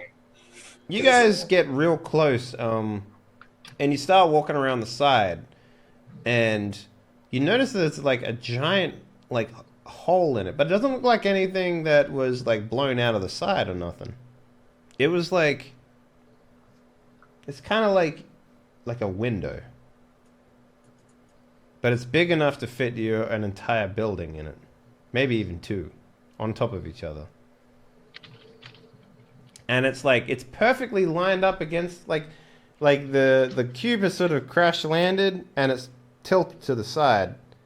So like the sand or the flats actually like line up perfectly with like the window. So you guys, if you wanted to, can walk right into the ship. It looks kind of pretty. I start walking in. Oh yeah, I'm right behind you. Totally, yeah. Walking on in. All right. My new horse friend. So the first thing that you guys notice is that this cube is made out of something you've never felt before. It kind of feels... It's not made out of wood? Well, it's not made out of iron or steel, and it's not made out of wood. It's made out of something that sort of, when you touch it, it's like unnaturally cold. Like to us, it would. I mean, like just so I know what you mean when you say that. It's a different type of metal. Like aluminum, like when you touch aluminum, how it feels. Not so much aluminum, but it's. I mean, obviously my character doesn't know that, but like, you know what I mean. It's sort of what you do. Yeah, it's sort of like that. Like when like steel is sort of rough and coarse, right? Yeah. And this metal, whatever it is, it's sort of like Smooth, it's very like glass. smooth. It's kind of like well, not it's smoother than glass. It's kind of like you can put your hand against it and move it like that, and it feels kind of like really. Does it feel like boobs? No, it doesn't. It doesn't feel like. How would you know? How would you know what they feel like? Like a slate of ice, like a big ice cube or something? What if I told you that I've never actually touched boobs in real life, so I wouldn't know? I'd call you a dirty fucking liar. I'm about to say, come on. Yeah. So it's really slick. It's just sort of slick, like. Okay. That's the best way to describe it. So would it be like a sleeve of ice then? Like, like Yeah, kind of. ice? Or But like it's, if if you knock on it, it sort of like Frozen Lake. yeah. If you knock on it, it reverberates like metal does, but it's Okay. slick and cold like ice. I knock on it and I touch on it and I turn to the group and I look at everyone and go like, this thing's made out of ice. Then why didn't it melt? It's a special kind of ice, Doc. Think about it. It's made out of the same material the girl who stole my heart.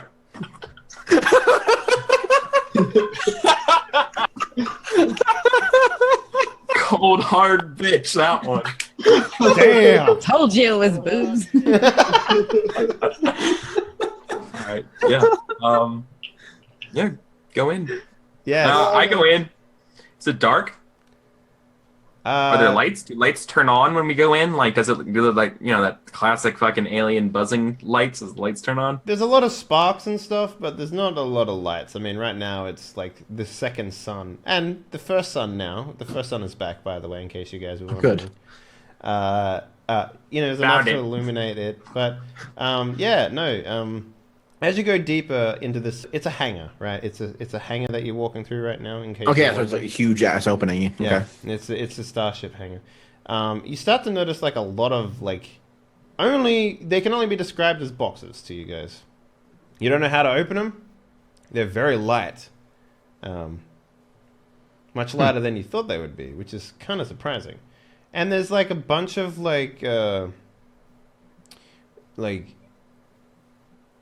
sort of just like muck everywhere. You can't really describe it. It's sort of like this brown goopy shit. This looks like some brown goopy shit.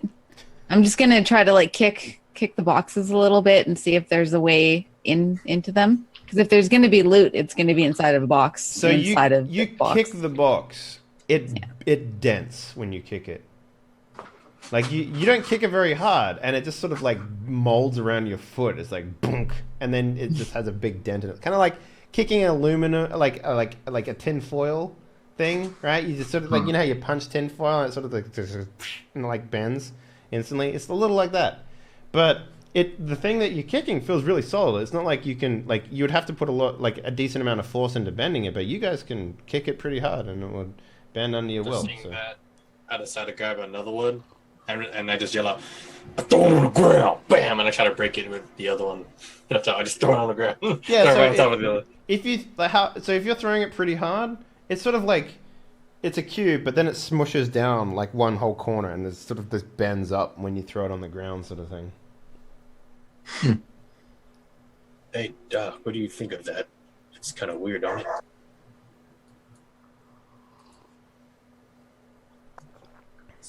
Isn't Doc Sullivan? Oh, Okay, Doc? I'm sorry. You cut out there. I didn't hear. Okay, yeah, I'll say Doc. Yeah. So Doc Sullivan will walk over and sort of. Well, he'll poke at the baby cube with probably with his revolver, because that's what he has on hand at the moment. He doesn't Yeah, it's not like it's not like it bounces when you touch it or anything. It's solid. It's a solid piece of whatever it is. But if you apply enough force, it will bend. No, I'm just literally poking it, to find out if it's malleable It's not. to the touch. Okay. I ain't seen nothing like this before. Mm-hmm. You got one of your cutting tools? In my bag. Back at the saloon. Well, here, use my knife. And I give him my knife. Okay. So I'm going to try and cut it open. What's your knife made out of? Other metal is the best metal on the planet that we have. So like iron or steel? Yeah. All right. Yeah. That's steel. There you go, steel. Yeah. So tell me how you stab this box. Oh, obviously, as one does any anatomical investigation, straight down the collarbone. Okay. Yeah, you Down the find its ribs. collarbone and you cut it. Uh, So since it's a cube, that would be straight down the middle. so yeah, you cut it, and it sort of like cuts really easily, like surprisingly easily actually. It just cuts it straight down the middle, and it And pops then open. start And peeling off the cube. so if you open it up, inside of it are these like they're kind of like these black rectangles with handles and triggers. They kind of look like guns. And they've got like a red line running down the side with like these flashing lights on them. Yeah, I mean, I holler out, like, is anyone in here? Right? I go and grab one of these things, and I try to hold up like, this here looks like a gun. And Mr. Graveheart, I wouldn't touch it if I were you. I'm just gonna wait and see what happens to him.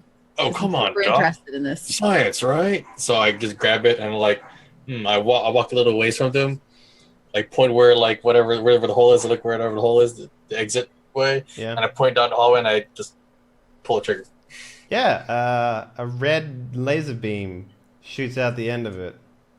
Holy but Jesus! Ladies and gentlemen, we have struck a gold mine. We have found something that shoots fireworks. Right at that point in time, a light turns on. And if you guys look over in that direction, there is like what can only be described as like a baby rectangle that fell from the sky. Sort of like a mouth opens, like a drawbridge. It goes.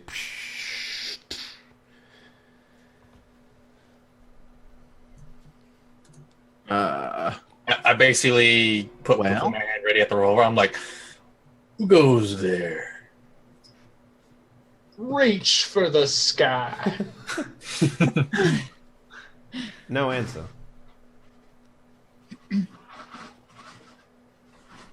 Well, I figure while you guys are doing all that, I've taken my cutlass out and I've just like cut open one of those other boxes and taken out another one of those guns. Yeah, Start so walking into the way. I'm not going over towards that thing. inside of each of these boxes is like just they're supplies, right? They're like to the players they are military supplies, right? Mhm. You know, if any of your characters have served in any sort of military, like you would see there's just like pouches and you know even right now you'd recognize this as military stuff. Like, oh, Like, tactical. yeah. But when you like the boxes itself should weigh a lot more than they actually do. It's surprising how light this stuff is. Like really surprising. The thing I have in my hand is, does it feel heavy or does it feel light? No, it's like holding like it weighs less than your revolver does, and it's a rifle. Well, that doorway, like, I went inside and I basically look at everyone and go like, we struck a gold mine. I'm Yeah. going on ahead. So Doc, let me know if you find any more stuff. I just go in. So I'm gonna walk over to the tongue that just opened. yeah, as you get closer, you start to notice what can only be described as like malformed bodies around it. And you start to notice where is it a the doorway thing or what? Because that's what it was. That's why I went. yeah, no, it's like the drawbridge of a ship, of a spaceship, like a little one. And around the entrance of the spaceship is like you can start to see like handprints on the outside of the ship in just like that brown goop that you saw before. But the handprints are like the fingers are a lot longer, and there's only 3 fingers on the handprint. And like the thumb is like the same size as yours, but the fingers are really long. Someone must be injured. I must have had their hand shot off in the gunfight. Yeah, there is a couple of bodies next to the drawbridge as well. And the only way that I can describe them is they look like you guys, except they're taller, lankier, and their skin is gray, and their hair is like blonde, but like really light. It's like almost not a lot of hair So there to begin with. They're space elves. That's what you're saying. Yes. I've got a picture here. I don't know how to show you guys. Just put it. I mean, put it in your chat. In the chat, right? Dump it in your Discord. Yeah. Okay. So how can you guys? So how do I show you guys a picture? You can either put it in Zoom chat. You can put it in Roll20 chat. You can put it No, in. no, I've got a Chat. handout, You can but put it in Discord chat. So hang on. I've got the handout, but I want to show you guys what it looks like so you can get an idea of what these things are. But All right, Oh, so yeah, you get the handout, just click on it, yeah. and you should be able to edit it. Like when you hit like show to player, so you basically have to like click our Just names. visibility settings. Yeah. Let it. Yeah. But there's a lot of notes in there that actually, you know what? No. You're fine.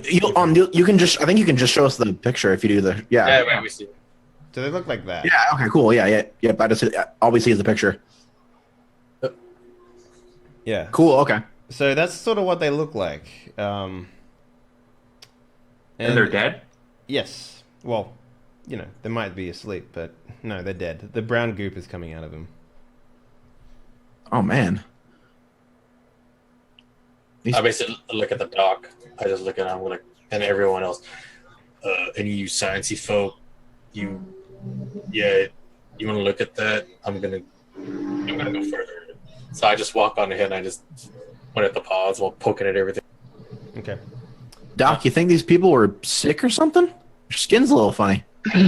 Well, I was going to look at the tongue first, that is to say the drawbridge, and step on it and see if it reacts to find out if the thing is alive. So you take Graveheart was the first one to step on it. When he steps on it, nothing really happens. Then I will lean down one of the bodies and look for a pulse. Okay. No pulse. I mean, you check where you think a pulse would be, but Yeah, I mean, I'm literally going to do the whole check for a pulse. give me a medical check with intelligence, please.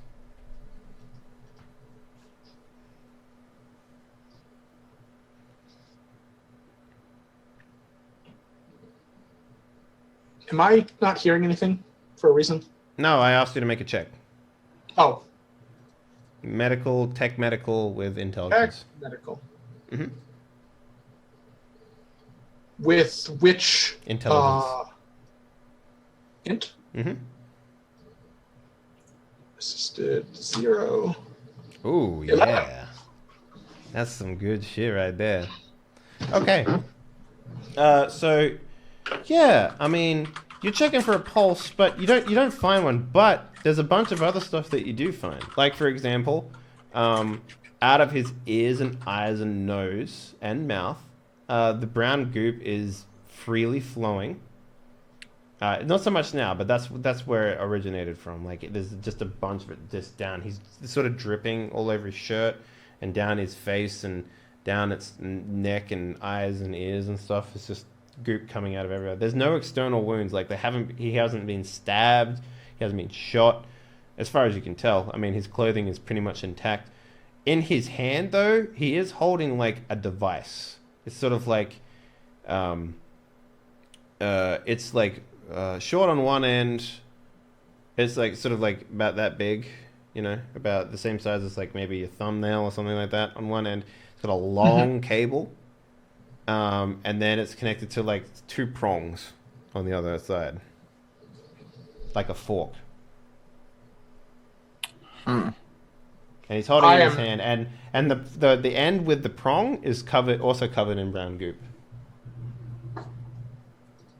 Yeah, and it doesn't seem to be piercing him in any way, particularly the fork thing. No, not at all.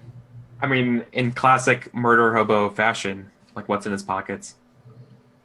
Yeah, good question. What is in his pockets? So, you know, Looking for some identification. Relax, everybody. So, you know, there's no like basically there is like a sort of like he's got like a lapel badge. He's got like some military insignia. You can't recognize it. Sure, it's in a different language, right? Well, it's just symbols. It might just be symbols because you know how in the military they have like the arrows and stuff. They give out rank. It might be similar to that, but it's nothing you've ever seen before. Sure. There's no cards or anything in there, but he does have like a little tiny like pistol on his belt. And the other bodies, if you check it, they're very similar. Very similar in like the way that the uniform looks, the way that they're dressed on. Very similar wounds as well. No difference there. Okay. While I'm out exploring, do I find anything or see anything weird? So yeah, you walk onto the ship. Yeah, that's what you're doing. You walk onto the baby cube. Yep. All right, you walk on the baby cube, and as you're walking down like the hallway, it's definitely a lot smaller than the one that you came from. Like maybe if you jumped, you'd be able to touch the roof, sort of thing. So it's about the same height as like a normal modern building roof is. But as you're walking through it, the lights start turning on, very much like the alien style, like you'd imagine that you described before, Eric. So you're walking down the hallway, and there's a bunch of like doors and rooms. And if you try any of the doors, they don't open. Like there's no handles on them. You don't know how to work it. But they do look like doors for the most part. Do they have port windows? No windows on them. They do have like these strange symbols on them. They kind of look like a bunch of lines and dots. They might mean something. Probably not though. It's probably just scribbles. I just look at it and I just think like, you must have a lot of kids. A lot of scribble all on the walls.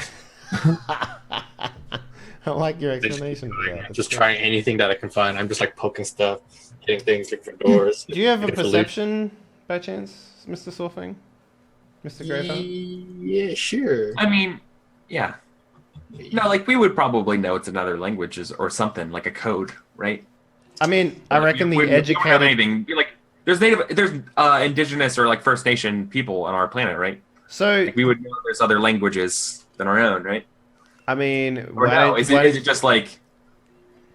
Maybe not then. Maybe I'm wrong. Why don't you give me a culture homeworld check, and you can... If you get an 8 or above, you can define something about your world. Oh. Yes, for perception, right, Hen? So yeah, your perception check. Yeah. So basically, up in the corner, you notice like in the corner of the ship, behind the door that you look in, there's like something there. It's like a circle, and it's like blinking, like a red blinking. I slowly walk towards it, and I'm like, I look to side. Is anyone behind me or no? Now, no one's followed you on the ship just yet. I just like high five it. Just out of curiosity, you'd have and to I punch jump. You'd have to jump and slap it because it's up in the top corner of the roof. Oh, But well, you can, I'm gonna try to slam dunk it. I'm gonna try to jump. yeah. I'm trying to see if I can grab it. So the The moment, glow yeah, might be worth money. you slap it, and nothing happens. It's still blinking. All right, so Mr. Bondsman, Yes. yeah, you sort of think about something that's very similar here. Like maybe you're investigating with. Are you on the small ship as well? Maybe you notice like some of these weird. I mean, I don't know what the language is, but if you want, I'll explain something. Being like, I had a job where a man was, he took up hiding with some Comanches or whatever, right? And they used to have these codes, these symbols, for knowing where the next water source is. And I'm not saying it looks like this, but it might be some kind of code thing like that, right? Okay, That's all I'm so Like, I'm not saying I know what it says. I'm just saying that no, this I get might that. mean something. So you've defined now that your homeworld has like indigenous population. Yeah. So you would say that there's almost been like a race war or something like that previously on the I planet. mean, exactly. Like I mean, we're said Wild West, right? So get the good and the bad. Yeah, And the ugly. and the ugly. And the ugly. Hey. Can't forget the other move. There we go. So yeah, like the only people here that might have any idea about these sorts of symbols is definitely Wilder. Wilder's probably the most likely to understand what these are. because she picked she got a piece of ability. Language. She's a born linguist, so Oh yeah. she Cool. can basically like when it comes to like identifying like languages and stuff like that, it's sort of her wheelhouse for the most part. Yeah, that's what she does. Like she uses that to her advantage. And the other people, anyone who considers themselves educated as well, which might not be a lot of you, but it might be a lot of you. I don't know. You tell me. But anyone who has taken any writing classes or knows how to read, for example, you could potentially try and like put something together here. We'd be saying that's like a 10 to pass, right? If you wanted to try and roll something here, but any educated people among you can try it.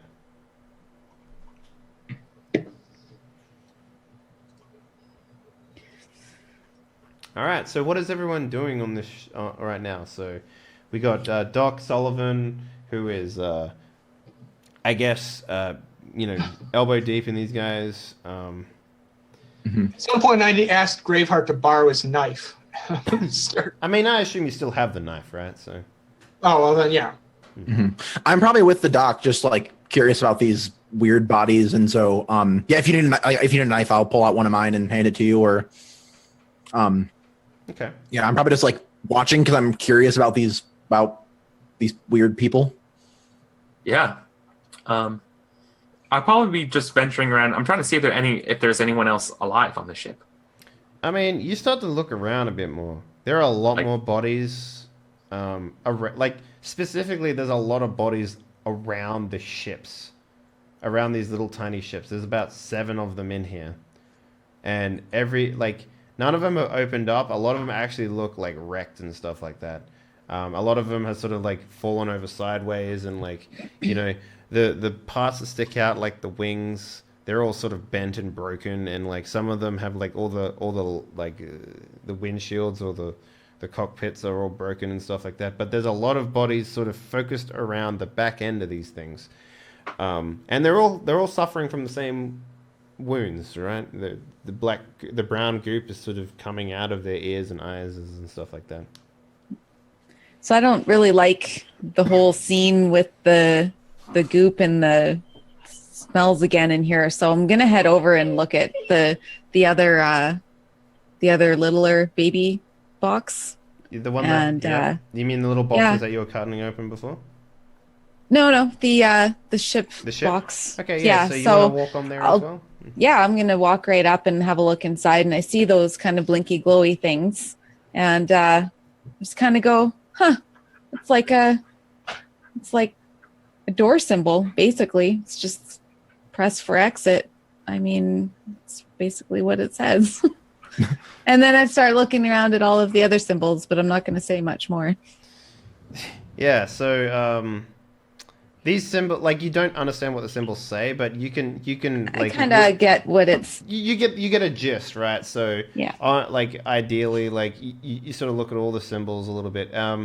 Can you give me? Do you have any linguist skills? Let's take a look. What do you have? Yeah.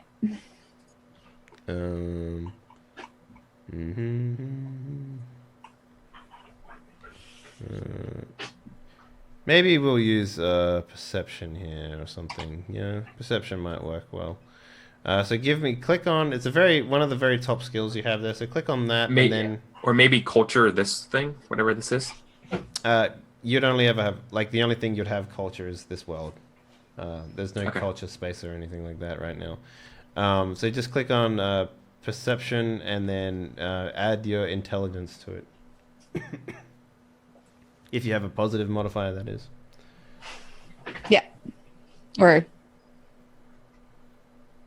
my perception is at 0. Yeah, that's fine. Okay. Yeah, so a lot of these symbols don't really mean much to you. But I mean, like, you're starting to get an idea of it. Like, basically, some of the symbols are repeated, especially on a few of the doors. You can only mean that they're probably the same thing behind it.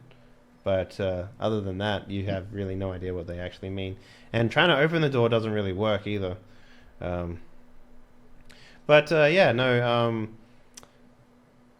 you take a look around. I mean, there's like it's sort of like a hallway with like a bunch of rooms on either side, and there's there's a sort of like a hatch in the floor as well.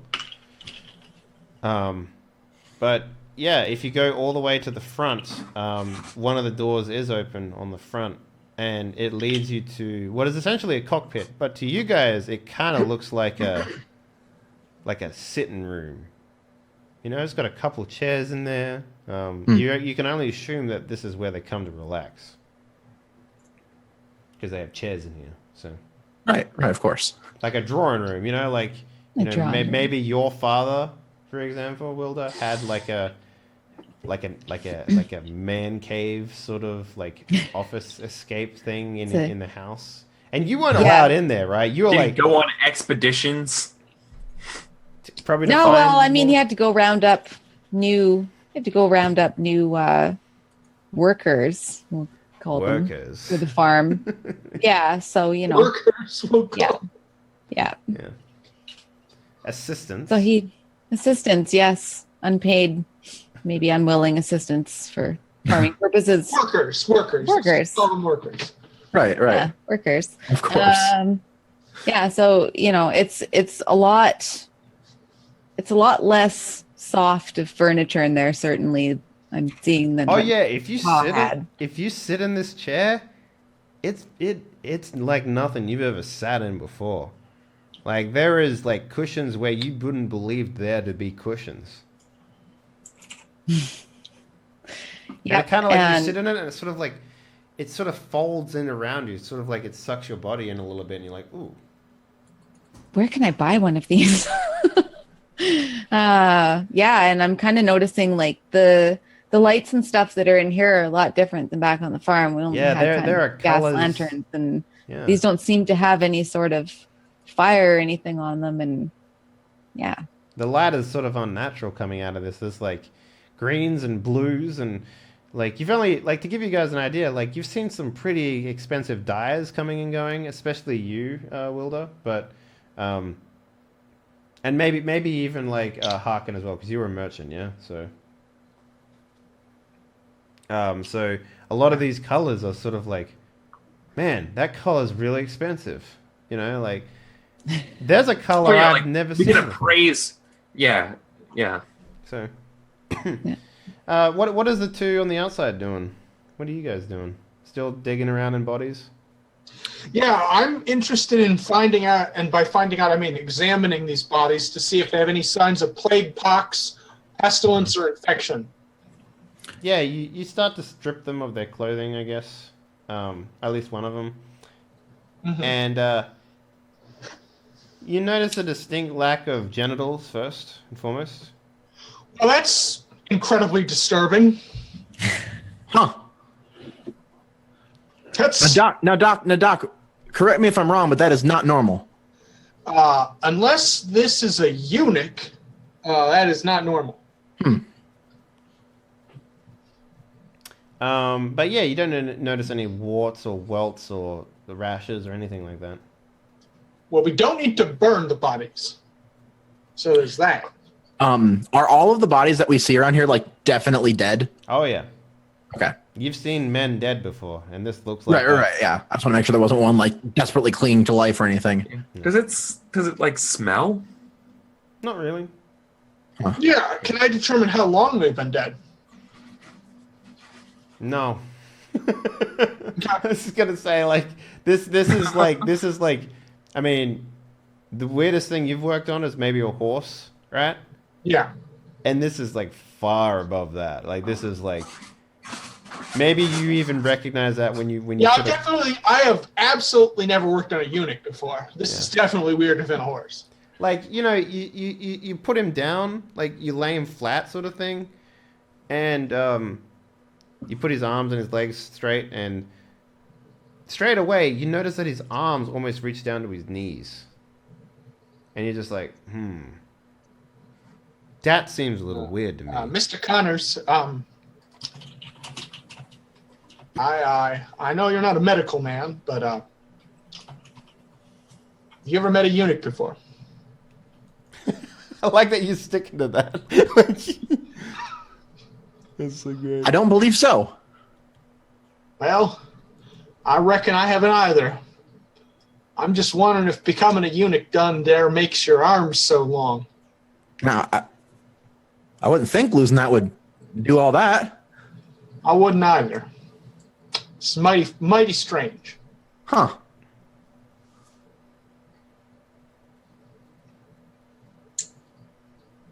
So we'll ponder that for a while. I'm going to ponder I that. suppose.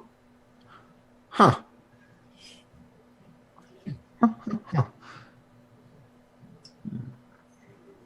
Anything else disturbing about their features besides the fact they're missing fingers and genitals? Yeah, their ears are a little weird as well. Like you notice Of that course they are. you notice that they've actually been cut off, like Like their surgically. fingers and genitals. So someone is clearly. Well, no. mutilated. If you look at their fingers and their genitals, there's no sign of mutilation. But with their ears, there is. Their ears have been like it's a wound that like you check another body as well, and it's a wound that has been there for a very long time. But every single one of these bodies has had both of their ears cut off. Huh. Now, Doc, my sister once got an infection in the ear. Do you think that could have caused all of this? Maybe that's why they cut off the ears. I reckon probably. When you see when a feller or a lass gets the gangrene, we have to cut it out. Oh goodness. Now, I ain't often seen gangrene of the ears. Huh. Mighty terrible. How are Go continue. Now, so perhaps we should have our companion. I want to take a closer look at these ears now and look at the precision at which the sawbones has. Perhaps we should warn our companions to be on the lookout for these ears. Well, they should be a lookout for anything that might cause the gangrene. I'd hate to have to cut one of their cut an arm or a leg. Are you all right here? I think I'll go try to find them and warn them.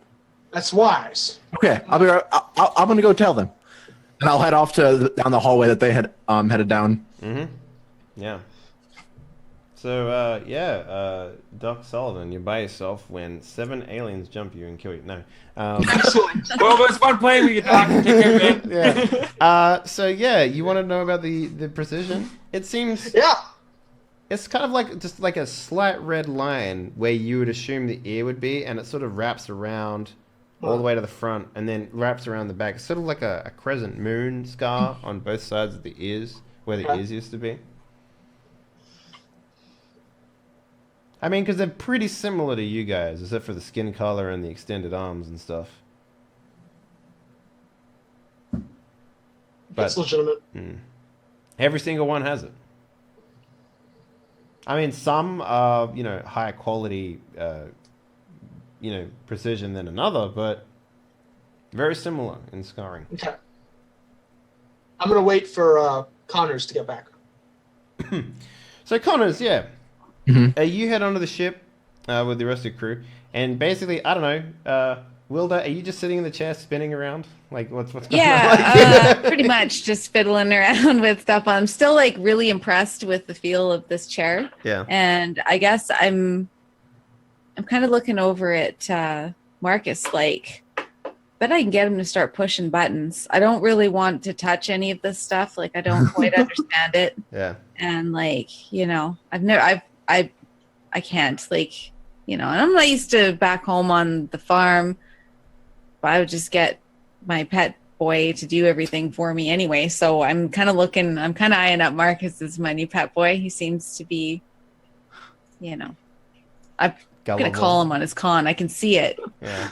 I can see it. So I'm just going to get him to do stuff for me now, I think. Well, what are you doing, Marcus? Yeah, what are you doing?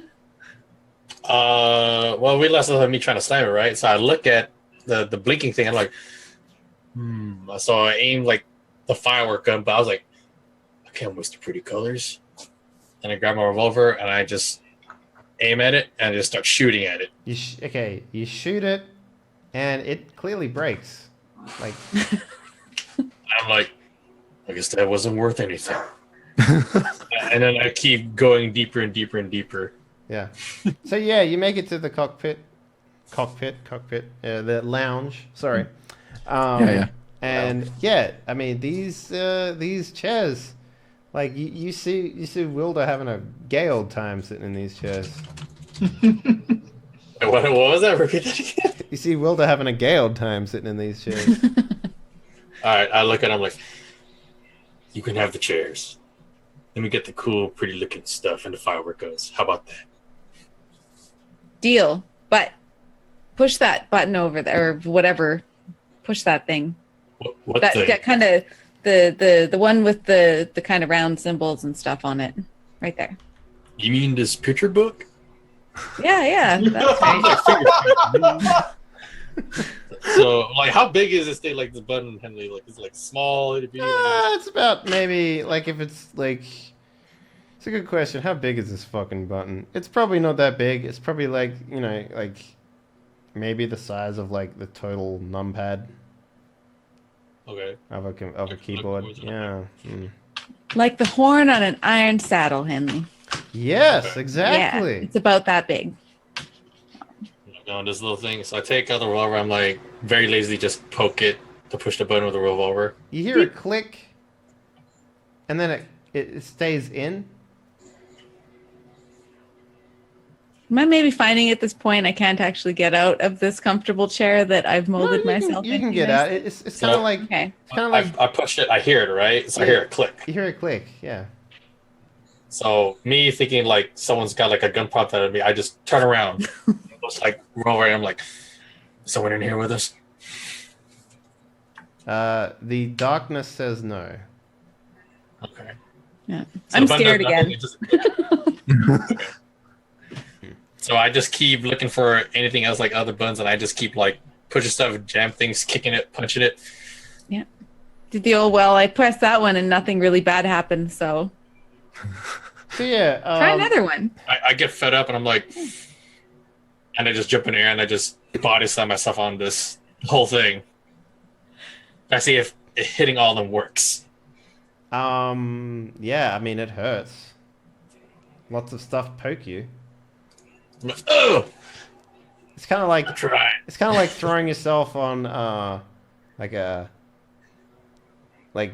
padded leather. You know, it kind of feels like that. Where it's like all little tiny metal cubes everywhere, and they just poke you, and it's like, oh. These things felt soft at first. It was a lot. You try something. I like point at her while I'm just like rolling around like, my ribs. All right. Yeah, I guess I'll just kind of look around me a little bit, and there's like one little tiny little light, and it's just blinking, and it's just sitting there, and it's red, Yeah. and I push it. So this one sort of is spongy. Like that's the only way to describe it. Like the same like stuff you use to clean your like when you have a bath. You know, you get like a sponge and you push it in. It sort of molds back up, and the light turns from red to green. Huh. Do I see it as I'm rolling on the ground? Sure, man. You can see whatever All right. you like. Yeah. I look at her and I'm like, I think you did something right. Do it again. Well, I'm gonna push it. You push it. You push it this time. I didn't like the way that felt at all. Alright, so I get up, I'm just like, rub my sides, putting the firework gun on my back, move over, I'm just like pressing these beep, beep, beep, beep, beep, beep, with my hands, whatever's glowy. It looks fancy. So yeah, I mean, like a lot of the buttons do different things. Like some of them just sort of like work like a push. Some of them are like a metal thing. You push a picture, which you think is a button, but that doesn't do anything. Yeah, so you're just hitting a bunch of shit, and nothing's really like. I mean, you're not getting that big sort of like result that you're hoping for. Speaking about big hoping results, Mr. Doc Sullivan. Yeah. Yeah, what do we see? Are you with him, Bondsmith? Like, where are you? No, I'm not. No, go to the dock and then we'll go to me. Okay, yeah. Yeah, I think I'm alone at this point, so Yeah, you've been here for a while waiting for Connor to come back, but he's not he coming hasn't back. come back. Yeah, he hasn't come back, yeah. Ah. Kids. I'm gonna go get him. All right, you go get him. I'm gonna get him.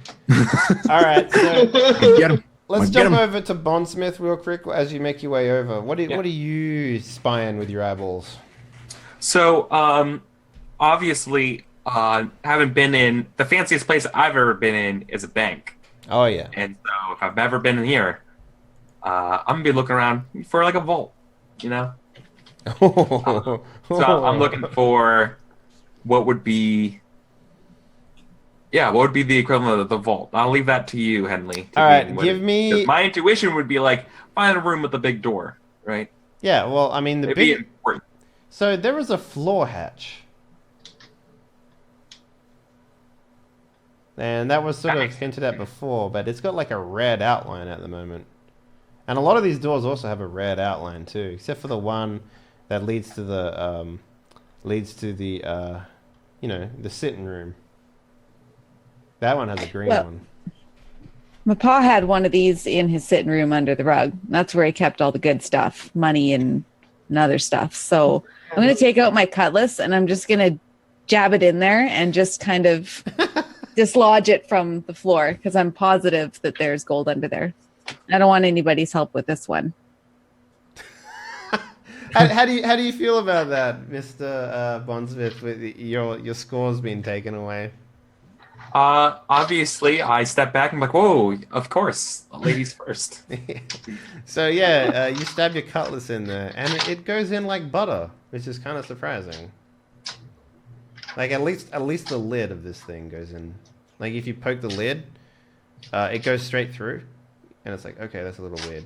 But then you sort of pry it open, and it's sort of weaning, and it's sort of like it's more likely you can feel it now. And I'll let you continue if you want, but you could basically this thing would bend before it would open, if that makes any sense. So you would ruin this hatch, whatever that might be, if you wanted to do that. So But none of that turned out the way I had imagined it, so I'm just going to put the cutlass back. It kind of feels like when you tried to like kick the box, right, and it sort of like bent around you, sort of thing. It's a little like that. Yeah. Like you would sort of like roll, like you could almost roll this thing up if you applied enough force. It's kind of weird, this metal. Yeah, Doc Sullivan, you walk onto the ship, and the moment you do, the red lights that were sort of like in the circles sort of turn green, and the door just behind you just goes and closes, and then all the lights turn off in the place. And then it all turns back on, and it's like brighter than like before. Like you guys are used to like yellow lights, yeah. So you haven't really seen like anything more than like candlelight or like Like oil or lamps anything. and stuff. Yeah, but when this light turns on, it's like white, right? It's kind of like like a fluorescent light, right? So, but it's nothing you guys have ever seen before, and you're just like, it's sort of almost And I'm blinding a still little. by myself. No, you're on the back of the ship now. Like you can see people walking around the ship. You can see right into the cockpit from where you're from, so you can see all the PCs with you. Yeah. Okay. Then I will join the rest of the group.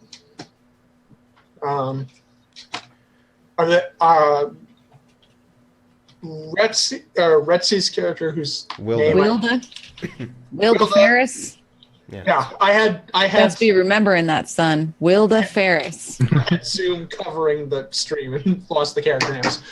So Wilda's sitting in one of the She's got a chairs, cutlass right? into the door, into the frame. Who's the one that's stuck in the chair? Oh, that was Wilda, but she got out of it. Okay. So. So I will wander into the cockpit or whatever the sitting room is with the rest of these fine folks.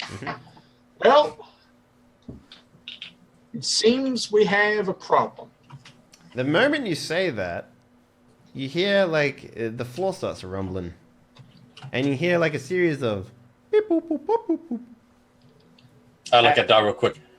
Quick, Doc, my knife.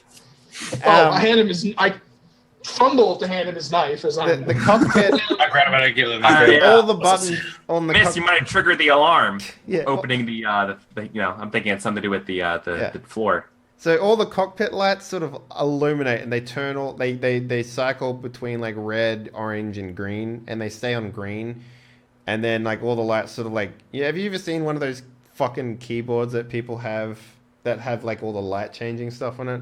It kind Oh, of you like mean like one of these? It kind of like does a wave of Or light. like one of these. Yeah, Oh, yeah. exactly.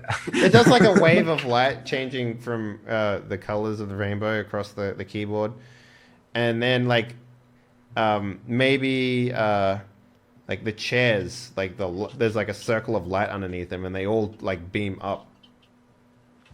And the ship like sort of the cube sort of lifts off the ground. You can feel it. Like it's sort of like the first time you step in an elevator and it goes up, it sort of like lurches you down a little bit. It's like Lurching that. is exactly the right word. It's like hopping on a horse the first time. Well then. Elevation. Yeah. And you sort of feel all your stomachs drop at the same time, and you're like, okay, that was a little weird. What do you guys do?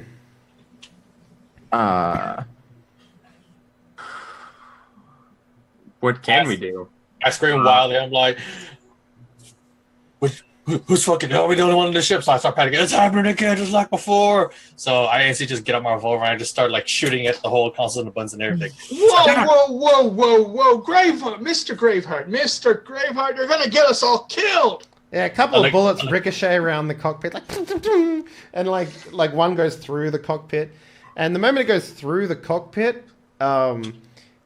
the ship like turns like real quickly, and if you're looking through like the glass in the cockpit, it's sort of like it's kind of unnerving how quickly it sort of turned.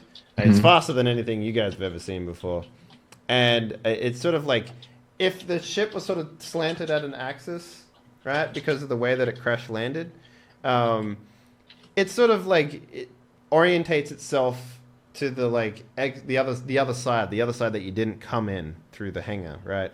And then it starts to like you feel like a noise coming from the back of the ship as it starts to wind up.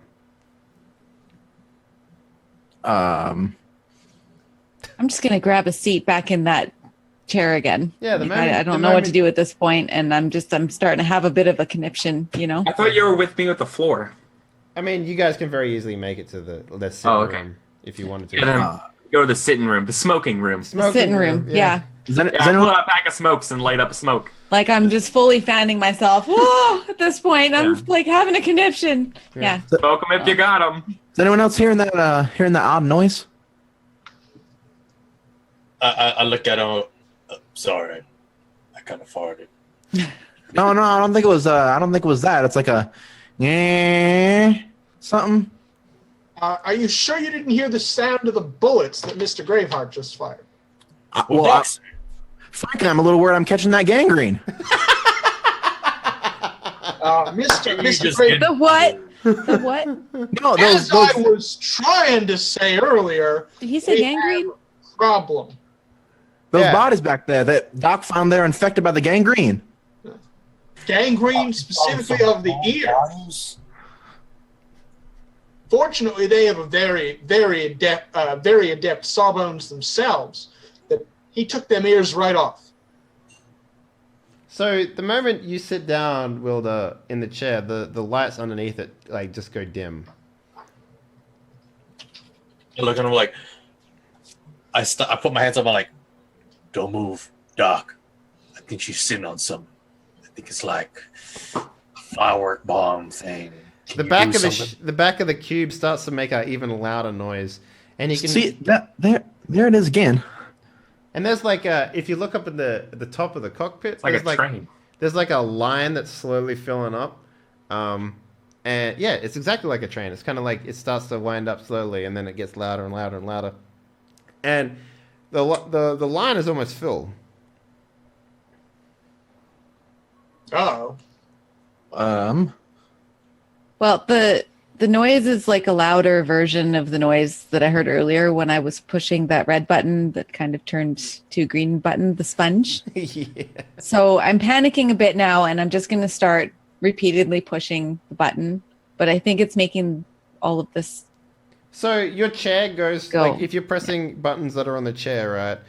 Your chair goes from sitting upright to leaning back to having like a footrest pop out, and like the seat starts to warm up just comfortably, you know. And it's just like you're pushing all these buttons and things are happening, and like maybe some speakers come out of the side, and like, you know, like a little drinking, like a little round circular thing comes out. It's like it's a cup holder, but you don't know what that is. It's just like what is all these buttons doing? Like you just keep pushing panic buttons. and press all of the controls. Yeah.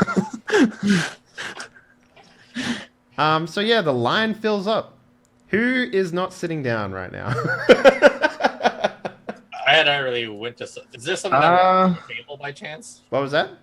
Is this something that resembles a table by chance that's around us, or? No. It's up in the roof. It's like a line that's up on the top there. Yeah. Oh, damn. Okay. Yeah, I don't think I was sitting down. All right. No. I wasn't either. I was like in the hallway or something. Yeah. Yeah. Okay. So yeah, everyone, please make a physical save for me, please. That's not sitting down. At this moment, I'm reading my list. Dang it. Before I die list. Or I hope I don't die list. Yeah. Look at these fails. Look at these fails. Yep. No, Retzi, you're fine. You're sitting down. You don't have to make it. Hey, all right. Merged. Yeah, I think. I almost rolled a mental save again because I'm so used to clicking this. So I was like, wait. All right. Everyone's rolling physical. That's right. I'm dumb. So everyone except for Retzi and Am I not being beaten up by my repeated button pushing and things hitting me in the chair? No. It's actually making the chair more comfortable for some reason. The more buttons you push, so like it's kind of weird how that works. Yeah. So Wilder and Harkin, you guys are the only ones that this doesn't really affect. Maybe it affects you, Harkin, more than anyone else. But like, yeah, basically the ship just fucking shoots, like the cube just shoots straight out of the thing, and everyone who's not sitting down aside from Harkin, he might have braced himself or something like that. Like Yeah, I was probably braced. Yeah, till something on the wall or something. Yeah. yeah, you all just sort of roll back to the back of the ship and just like hit the wall, and like I need everyone to make me a I don't know, roll me a 1d4, everyone. This is how much damage you take. Oh, jeez. So Harkin, you don't need to make Crap. a roll, and neither do you, Retzi. I did, but okay. Yeah, You can literally die from that. So. yeah. So yeah, everyone, that's how much damage you take. It's not permanent damage. It's just like you getting like Yeah. knocked around. I was probably like in the hall or something, so I fall way back and like hit my head or something, and then like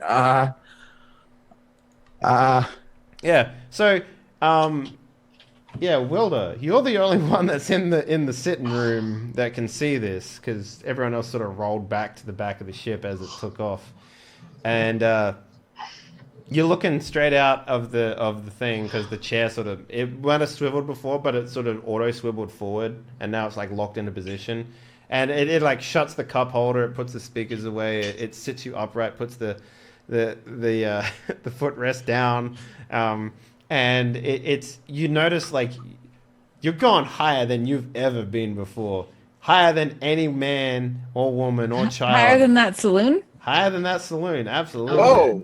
Can you take me higher? Yeah. And you know, like this is sort of like freaking you the fuck out, and Yeah.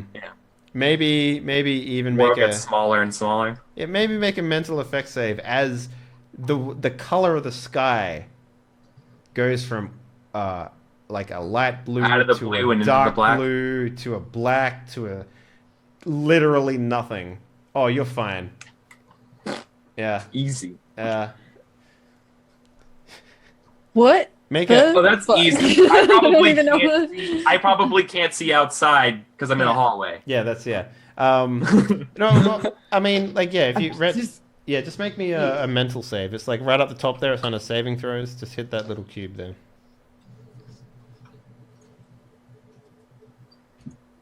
Oh yeah, you're good too. Nice. Like it's sort of like maybe it's even stunning to you. Maybe you've never seen anything quite like it before in your life, and it's having the exact opposite effect on you. Maybe you're just like, Yeah.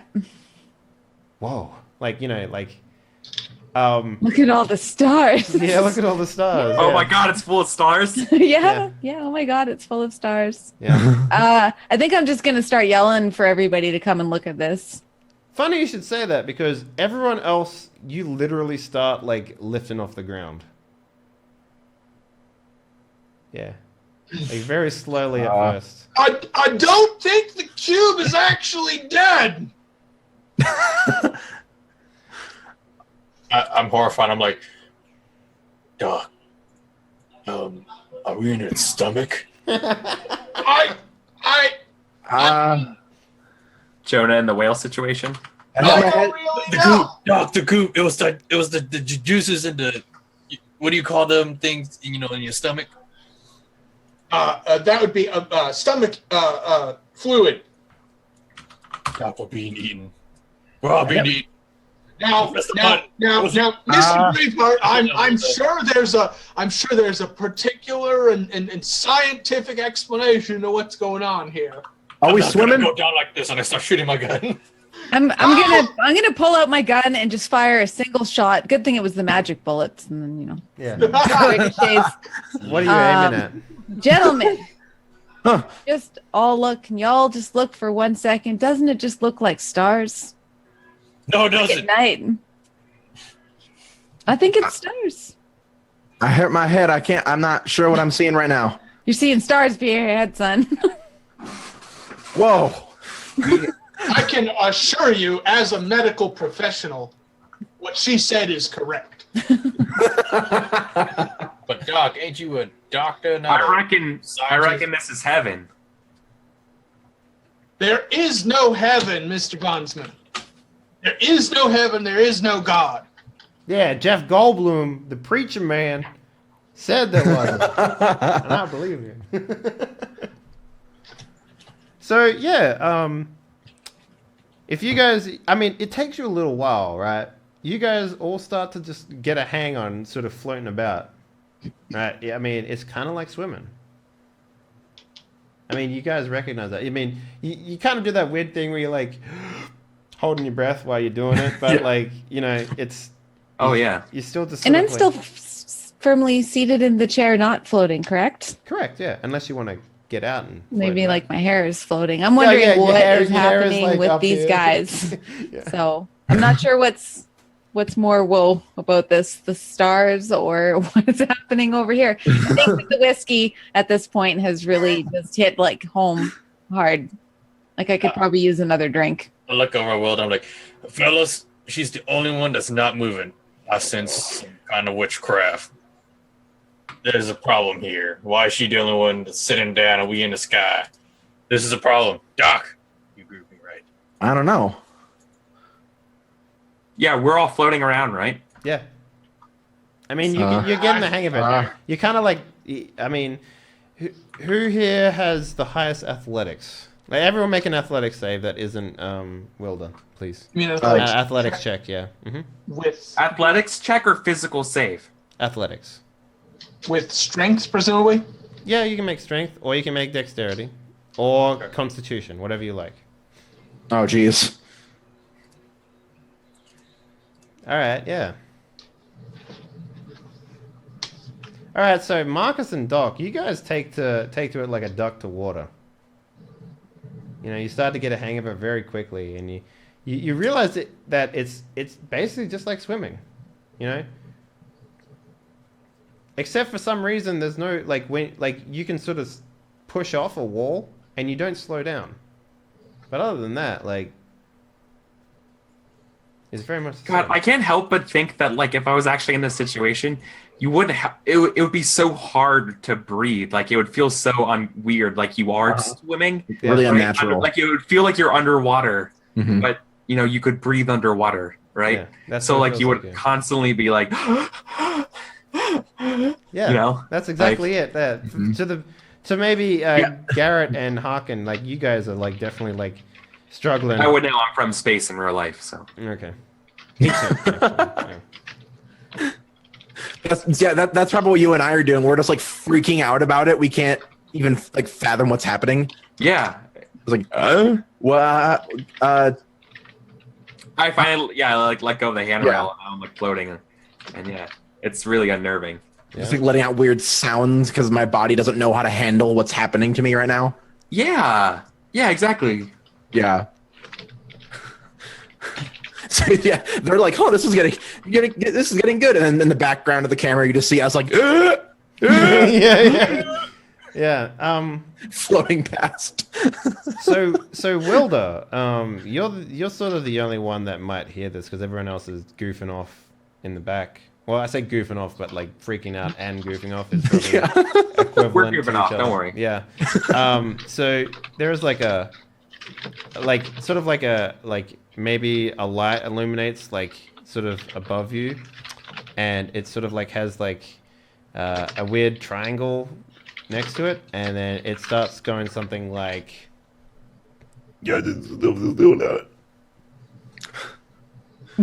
What? Did you guys hear that? Shh.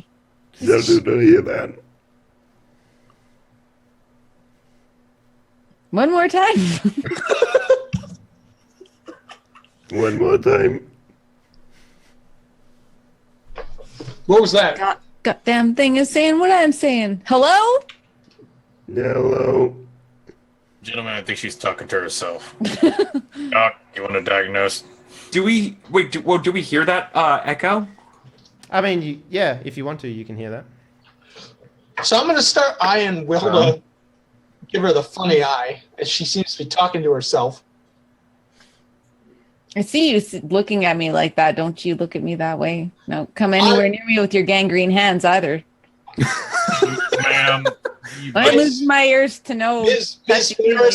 Ferris, first of all, I am a medical professional, and I am making sure you are in the peak of health, because talking to yourself ain't right in the head. Hello. There it is again. Tell me you heard that. I heard that. I want you. It's the thing that swallowed us. Doc, No, when you do, stop me. no, that kind of sounds like the dude from the voices from what's it called, Necropolis. Yeah, it kind of does, doesn't it? Yeah, that's super weird. Now that you mention that. Did you guys ever finish that? Never mind. Sorry, I didn't mean to distract. I didn't want to divert. I just realized that's what it sounded like. Okay. Okay, we're okay. Stars are gone. I'm feeling much better now. You look outside. There's a million stars. More stars. Oh, never mind, Doc. I think I might need to check out. No, I don't think there's a million. I think they're without number. He said the name of the movie. Yeah. Hello. Ms. Ferris, are you all right? Your voice sounds a little Oh, it's not coming from Miss I don't Ferris. want to be disrespectful. It's definitely not coming from Miss Ferris. Vanish. Yeah, it starts to be piped throughout the whole thing now. Yeah, I'm just gonna take out one of my revolvers and just like cock it. As I'm just gonna shut up, Doc, for a second. Quiet. Hello. Hello.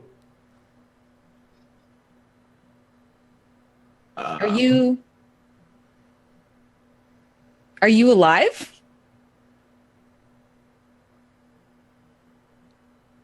Yes. Okay, full panic mode again. And then it's like, no. But yes. Are they?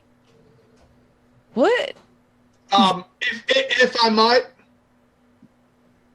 Doc? Well, Mr. Voice, I don't know where you are, but I'm a medical professional, and in my medical opinion, you cannot be both alive and dead at the same time. So if you would like to come out here, we can give you a proper diagnosis. Doc, let me handle this. I think this is business. Are you up there, wherever you are? Everywhere. How much money? Go for me now. I know someone's playing a trick. It's probably the preacher. This is a trick, everyone. Some tomfoolery witchcraft, just like them gypsies we saw 2 weeks ago. Let me speak the sacred words. Shikaka. Oh, That ain't a word. Okay, so voice. That's everyone else hears that, right? Good. Okay. Where's it coming from exactly? Everywhere. Oh my. All right, voice of everywhere. Where are we? What is this? Nowhere. Speaking of nowhere, we're not getting anywhere with that voice thing. Please Dang. wait. Yeah, y'all got a name? Voice. Name is Voice. All right. That is what was called. All right. My name's Garrett. If that means anything to you. Garrett. There you go. All right. Garrett. See, we're starting a dialogue now. Isn't that great? Yes. See, there we go. We're getting somewhere. Calculating. Now, if you sounds like you got a little something in your throat, so if you'd like, the doc could take a look at you. Your words are hard to say. Oh, I can speak not as big words for you. Yes. Okay. Okay, small words, everybody. You might also consider talking louder. I don't know any big words. Where are you? Voice is apparently a chance. Everywhere. Everywhere's a pretty big word. I mean, he I look at the doc and like, Mr. that makes Voice. sense, right? Mr. Voice. Yes. Would you come here? I am. Yeah. Nah, I don't see nobody. I don't reckon I see nobody either. What is? Are you stuck in place somewhere? No. All right. He said he was everywhere. Oh, he's on the drugs. Mr. Voice, when did you I've seen last, Mr. Voice, when did you last imbibe morphine? I think it's more stronger than that, Doc. Yeah, my family had some What? pretty strong stuff back home. What is morphine? Morphine will make the pain go away. I do not feel pain. That would be the effects of morphine. What if it's just drinking good moonshine? You can't do that.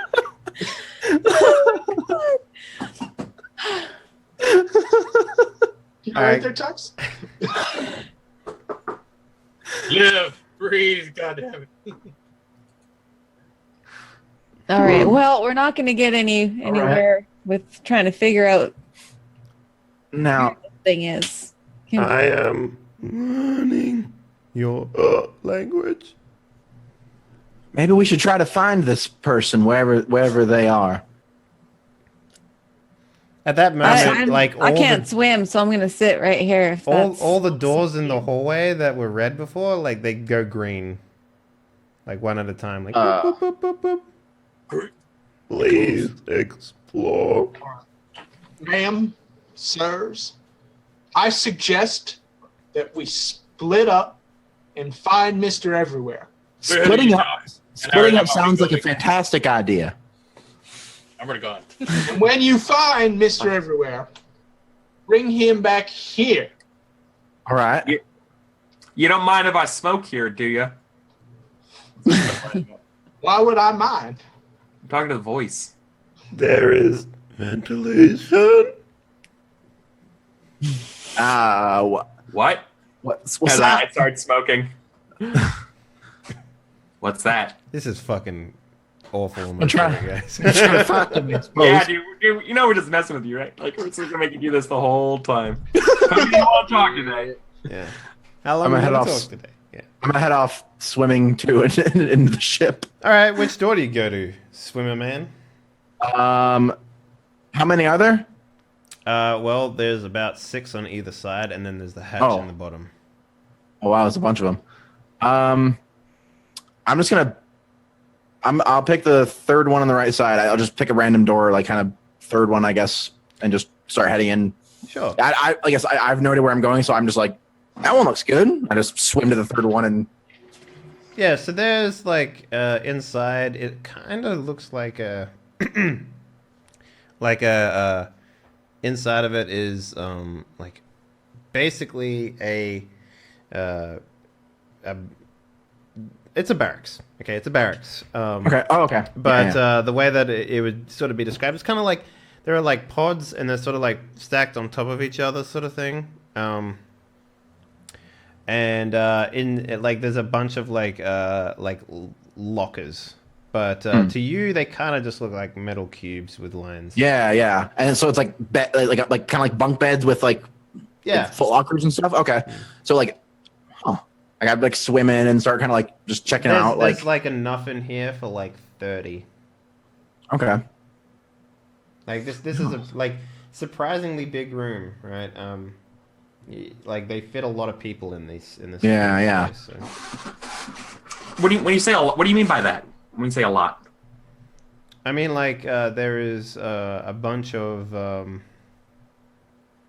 like beds, like Yeah. for So it's how just big. like Yeah, rows but and is it rows of like- beds? Like a galley? I guess so. Yeah, it's more like Like you see on a Navy ship, there's a bunch of like bunk beds like in a row. yeah. Mhm. Okay. It probably, yeah, I'm actually not- probably wouldn't be 30. It'd be more like 20 or 15. Okay. Yeah, I'm not sure how many Oh, I want to put in. I'll make my way through. Do I see anything besides like empty beds and lockers? There's some Sadness. there's some like mirrors. You know what mirrors are, so there's mirrors. Yeah. Huh. I'll open a few lockers. Do I find anything? I mean, aside from just like wardrobe change of like the same uniform that you saw before. Oh, Not okay. really. Huh. Yeah. I mean, there's a few personal effects, but not really that much. Gotcha. It's Cool. But when I say personal effects, I mean like little dinky statues and stuff, Oh, okay. Yeah. So like random little. knickknacks Yeah. and stuff. Yeah. Yeah. Okay. Yeah. I'll take that in for a little bit and I'll swim out and we can go to somebody else if they want to do something too. Is anyone else exploring? Absolutely. Yeah. I was already gone once I Uh-huh. said goodnight. So where would you like to go? Oh, So- this is easy. I'm looking for liquor. That Good actually man. might be harder than you think. Okay, so you're Not trying to with that find. attitude. Yeah, exactly. You're trying to find like I guess sort of like a kitchen or something like that, or some sort of storage or something. So the Yeah, like yeah, exactly, like a galley. so so which you went in the left side, right, Tux? The right side. The right side. So on the left side, there are 2 doors. They're separated by a big space. You go on one of them, and it looks like like an eating area sort of thing. Like there are just sort of white benches and white seats, and they're surrounded by like round circles, basically. Like the tables are circles, and there's like chairs around them. And the other door clearly leads to like a kitchen area, right? So they would have like people like a cooking staff or something like that back there. The way that you would look at it though, it kind of looks like the bar from the saloon, but like whiter and cleaner. Much cleaner. Much cleaner. So if you were to find some, alcoholic provisions, it'd probably be in there. Why don't you give me a perception check? Using your wits or wisdom. All of us? Oh, you're looking for alcohol, so. All right. And that's just mental save?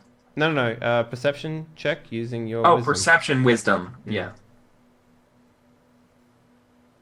Now you're just basically feeling out where you think the alcohol might be, right? So. Of course. Shit. What else do I find instead? A bunch of weird like cans. They're like okay, it's Tupperware, but you guys don't know what Tupperware is, right? So yeah, factory sealed Tupperware inside of bags. There's bags, and then there's like boxes inside the bags, and on the front there's like some symbols, similar looking symbols to the ones that were on the doors, but there's a lot of them. Oh. Damn. I probably grab some of them, open the lids or whatever, and look around and just damn, no liquor.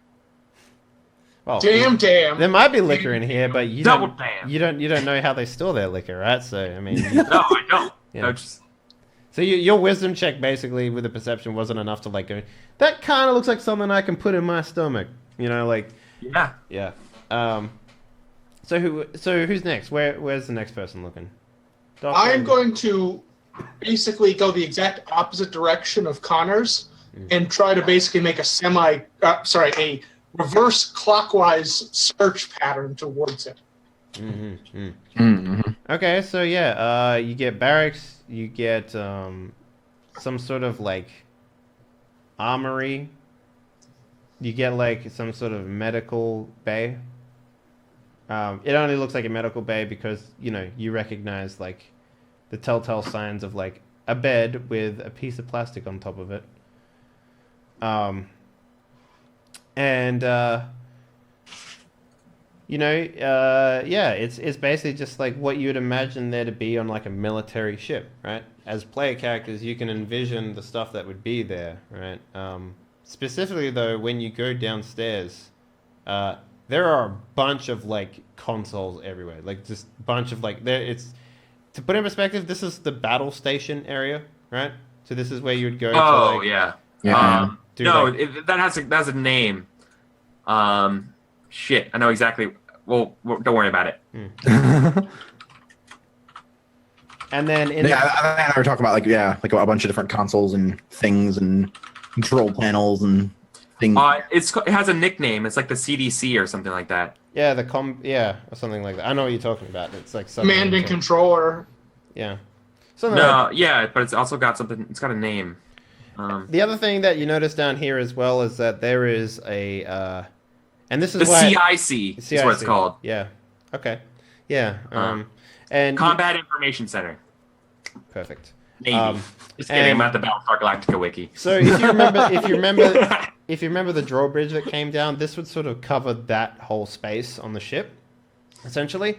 But in the back of it, there is storage, and there's an elevator storage that goes up to the main station, the main dockway, and then there is what looks to be blast doors that open up they slide garage doors sort of thing into the ship that you can put storage into. And that's pretty much what you find on this ship. Now, Wilda, you're not exploring, right?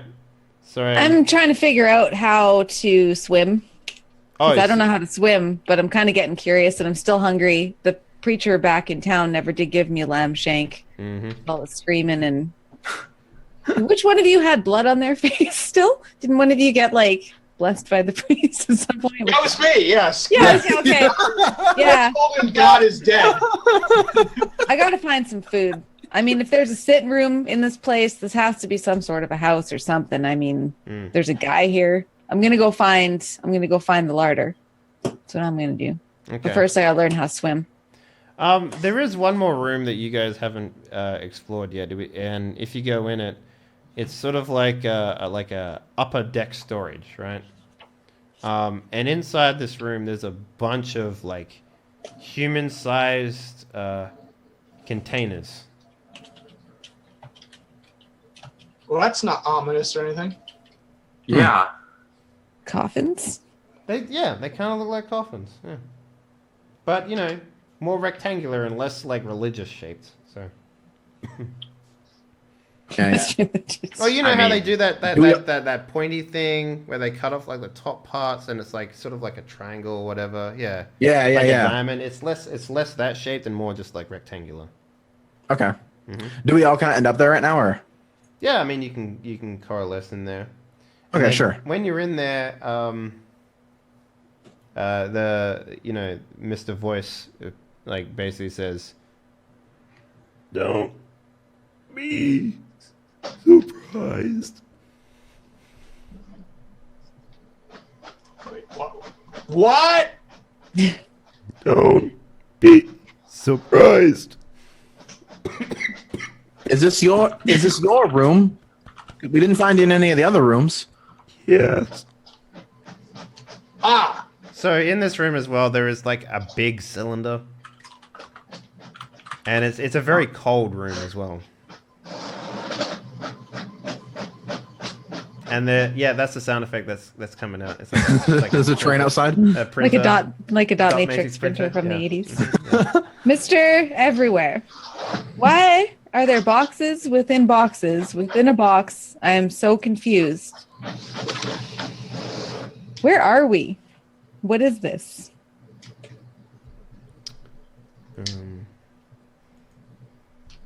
This is a military scout vessel. Okay. Oh, I've never seen a train nor carriage nor wagon like this before. Correct. I mean, family back home had ships when we would go out. Sometimes we kind of like the inside of one of those. Correct. But I mean, it's like weird. Like ours are all wood, and this is Iron. I yeah, mentioned. Looking around, yeah. something like that. Like no, Iron in a sea of stars. that was very poetic.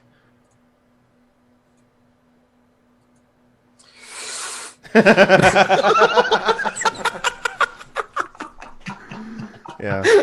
And And then all I say is, I can't find the whiskey. so Mr. Voice will be like, inside is my chassis. We found him at last. Yeah, what was the last word he said? Chassis. I do believe he said chassis. I don't know what that word means, Mr. Everywhere. And I knew a chassis. Allegory for human. Do you mean it's your body? Yes.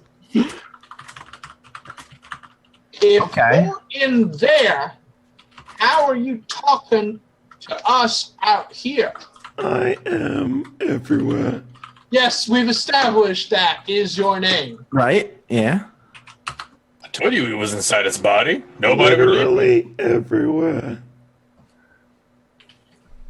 Huh. Now. Huh. I'm at a loss for words. Maybe could you point me in the direction of the nearest larder, or I'm hungry. I'm drunk. Got the munchies, man. I'm hungry and drunk.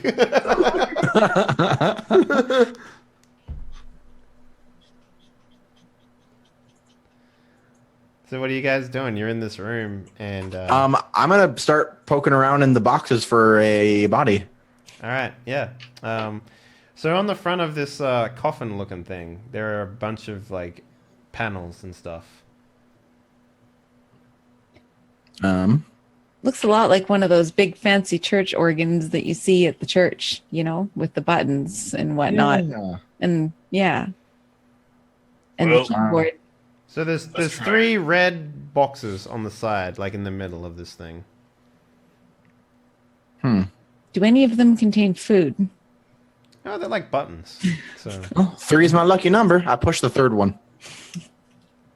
one click happens, and then on the side you notice like a slider just slides down, and there's 2 more to press. More boxes within boxes again. This is getting really strange. Push Yeah, the 2. the 2 more, Yeah. the 2 other sliders open, and then like it just goes right, and then yeah, the door can be swung open now if you want to. I did something. Mr. Everywhere, I think we're about to open your box. I can see that. Okay, so I'm gonna do it then. I'll push it open. You pull it open, and inside is what is essentially a can you see that? Does that show? Oh yeah, cool. Yeah. Yeah. Awesome. Yeah, it's sort of like the way that I would describe it is sort of like it kind of looks to resemble a human, like the humans you saw out the front, you know, the dead ones, and they are all. It's sort of like it's thicker though, and it's made out of the same slick metal that you guys have been running into pretty easily. Yeah. There's some kind of sculpture or something. It like it's sort of like its head like sort of swivels a little bit, and then like it's sort of like a camera lens focusing because it's got one big eye in the middle of it, and it's sort of like, you know, like sort of focuses a little bit, and then it takes a step forward out of the Cool. out of the Yeah. box. Shit. And, Yeah, with like its lens thing, it does that Yeah, thing. yeah. Mhm. Yeah, fuck, that's awesome. Friends. And then like you see like maybe like the lights sort of dim a little bit, and then like it reaches back and it pulls out like a thing in the back of its head, and then the cable falls down behind it, and then it tilts its head, and it sort of looks at everyone and it goes, "Hello, I am IKU." Oh, monster! I aim at it. Please don't. Jesus Christ, what did you do? Doc, do I shoot it? You're not a doctor, man. Doc. Are you? You're not Mr. Mute Everywhere, it. are Here we you? go. I am everywhere.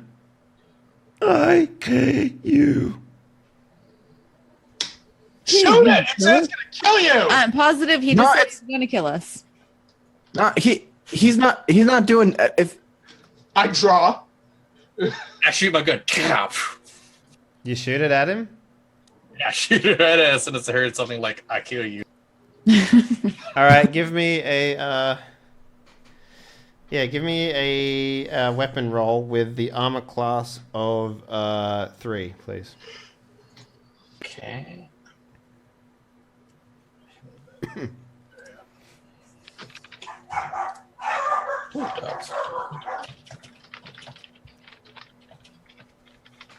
Okay, yeah. So you fire off a round, and then like the bot or Mr. Everywhere sort of sits back and goes, "Please, your language is difficult." He now, likes. don't, He's don't- like he don't- like takes a step back into the thing, the box that he came out of. not. It's okay. I feel like if he wanted to kill us, he would have already done so. Correct. I need assistance. You need our help? Mr. Everywhere, telling people that you're gonna kill them is not a good way to get assistance. Misunderstanding. Designation. He like points to himself when he says designation. IKU. Oh, he's spelling. Oh, that's his name. Why didn't you tell us your name in the first place? Why would we be calling you Mr. Everywhere if your name is... Right. I IKU? Yes, IKU. Sounds Indian. Mr. IKU everywhere? Yeah, IKU everywhere. There you go, Doc. All right. So how? Oh, is that your Christian name as opposed to her name? Mr. Oh. Everywhere. Don't recognize that from the Bible, but so now forgive me for asking, of course, but why are you you wearing some sort of costume here? No. This is IKU's chassis. And you said that earlier. That was body. That was his body, right, guys? Wait. So you're saying this isn't like a you can oh shit. You can just take this off and this is like you? He sort of thinks for a second. Like you can see him like ponder. Like he's like, I don't understand. Like if I is anyone like wearing a hat or anything?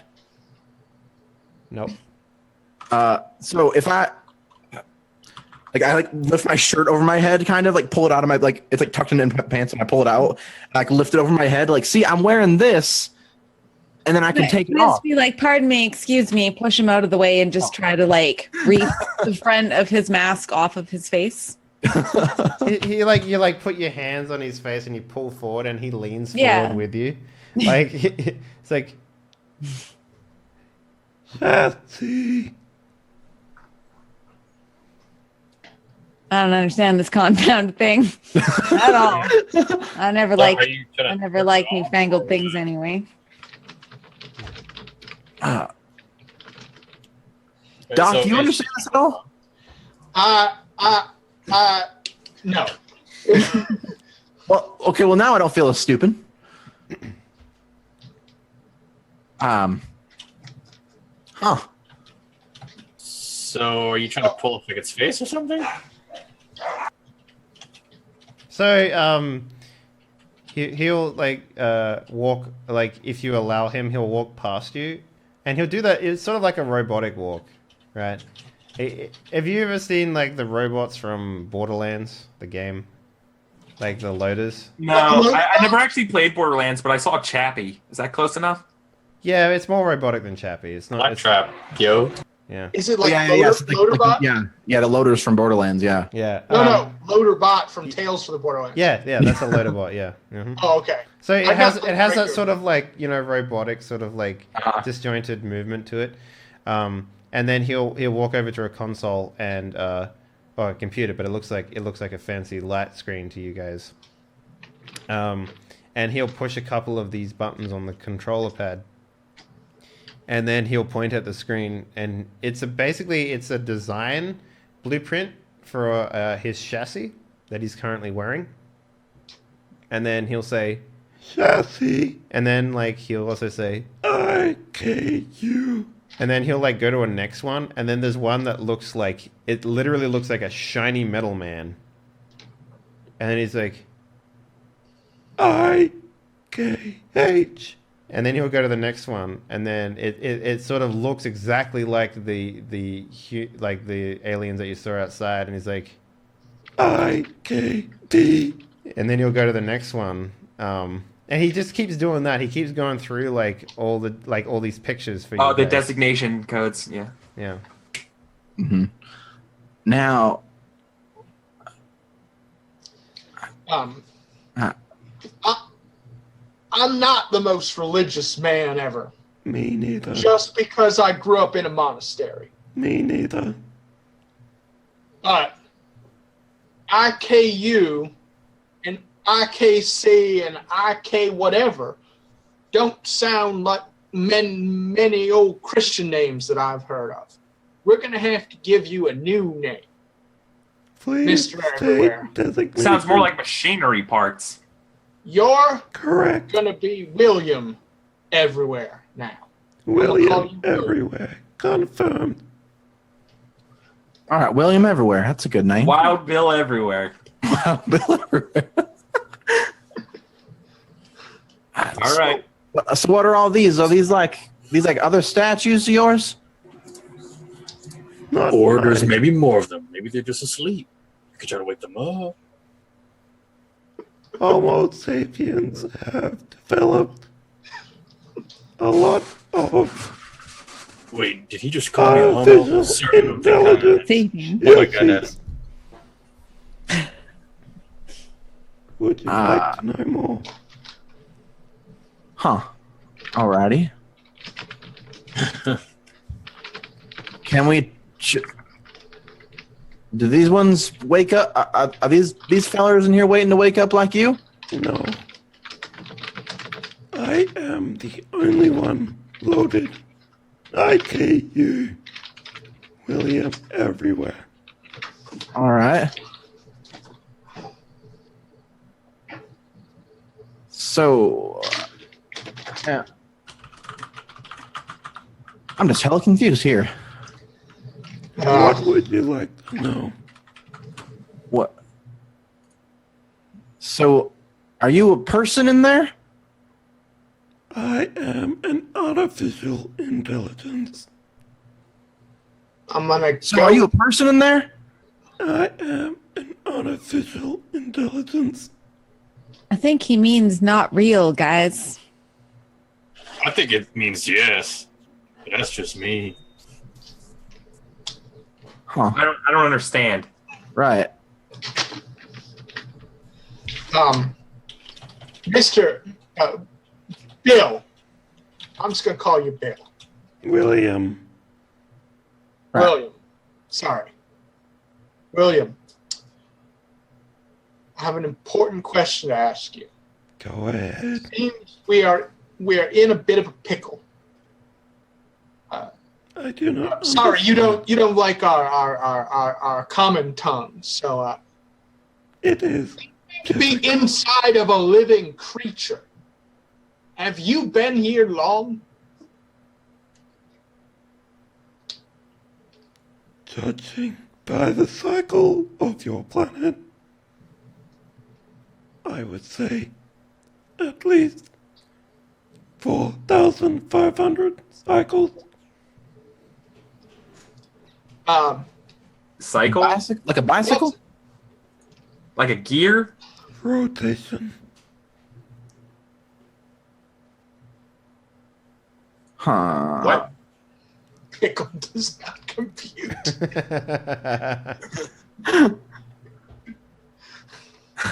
So for a while, then.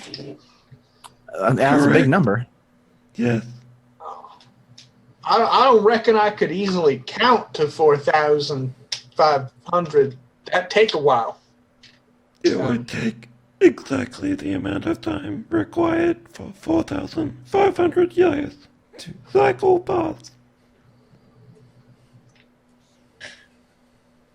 That's a long time. Well, what made you I'm gonna go with yes.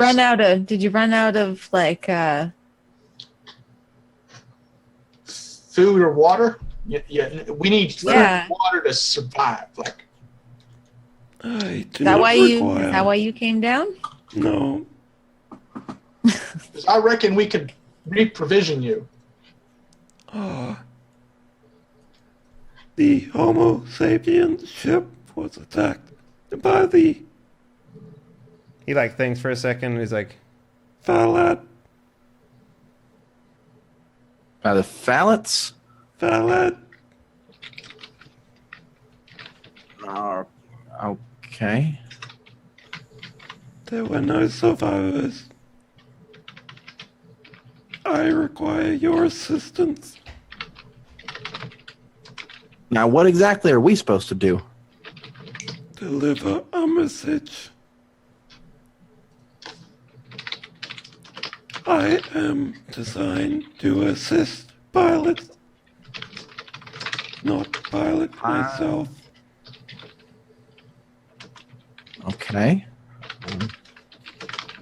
Assist. I didn't hear what he's saying. Assist violence? I think he said pilot. Violence? Pilots. Violets. Violence. Let's Violins, like the instrument. Hey, hey, Mr. Connors. What? Yeah, what I'll be right back. Turn and run. This is my moment. This is my chance. Did you bring your violin with you? Yeah, I had my stuff with. I had like my bag. Your violin. It was in my bag, and I'd like had my bag of stuff. It's floating around somewhere. Yeah. Yeah. Yes. Come back a minute or two later with it. Like this. Pilots. Pilots. He definitely said pilots. Oh, okay. So now. Why Oh, we just said pie? I'm kind of hungry myself. Yeah, I'm still hungry over here. I heard violence. oh. So I don't. Okay, I don't need this then. All right. Well, I'm just gonna set it down over here. Will Now- you help me? First off, can I just ask, is there a way so that we can just stop swimming already? Because I'm getting pretty tired and a little sick over here. Oh, you mean gravity? I don't know. Swimming. Not swimming. Right. One moment. He'll like go over to the console, and he'll type in something, and he's like, "Please brace yourselves." What? Are you ready? What? Okay, he turns on the gravity, but it's weird, right? It kind of feels like you guys are on the ground, but you can sort of, it's the best way to describe it is like if we went to the moon. It'd be that sort of gravity. Okay. So like you can attach to the ground pretty easily, like it pushes you down, but you can like sort of leap a lot further than normal. And it's like standard Homo sapien gravity activated. Oh. You can walk. That's something. Much obliged, Mr. E. Everywhere. William Bill. everywhere. Thank you, William. You are I'm welcome. gonna make this friend just call you Billy or Willie. Is that okay? Would you like to assign a new designation? No, I believe what Mr. Greatheart is asking is, what's your name, William? William everywhere. Do you know what a nickname is? Yes, I'll call you Willie. very I will well. call you Willie. New nickname assigned, Willie.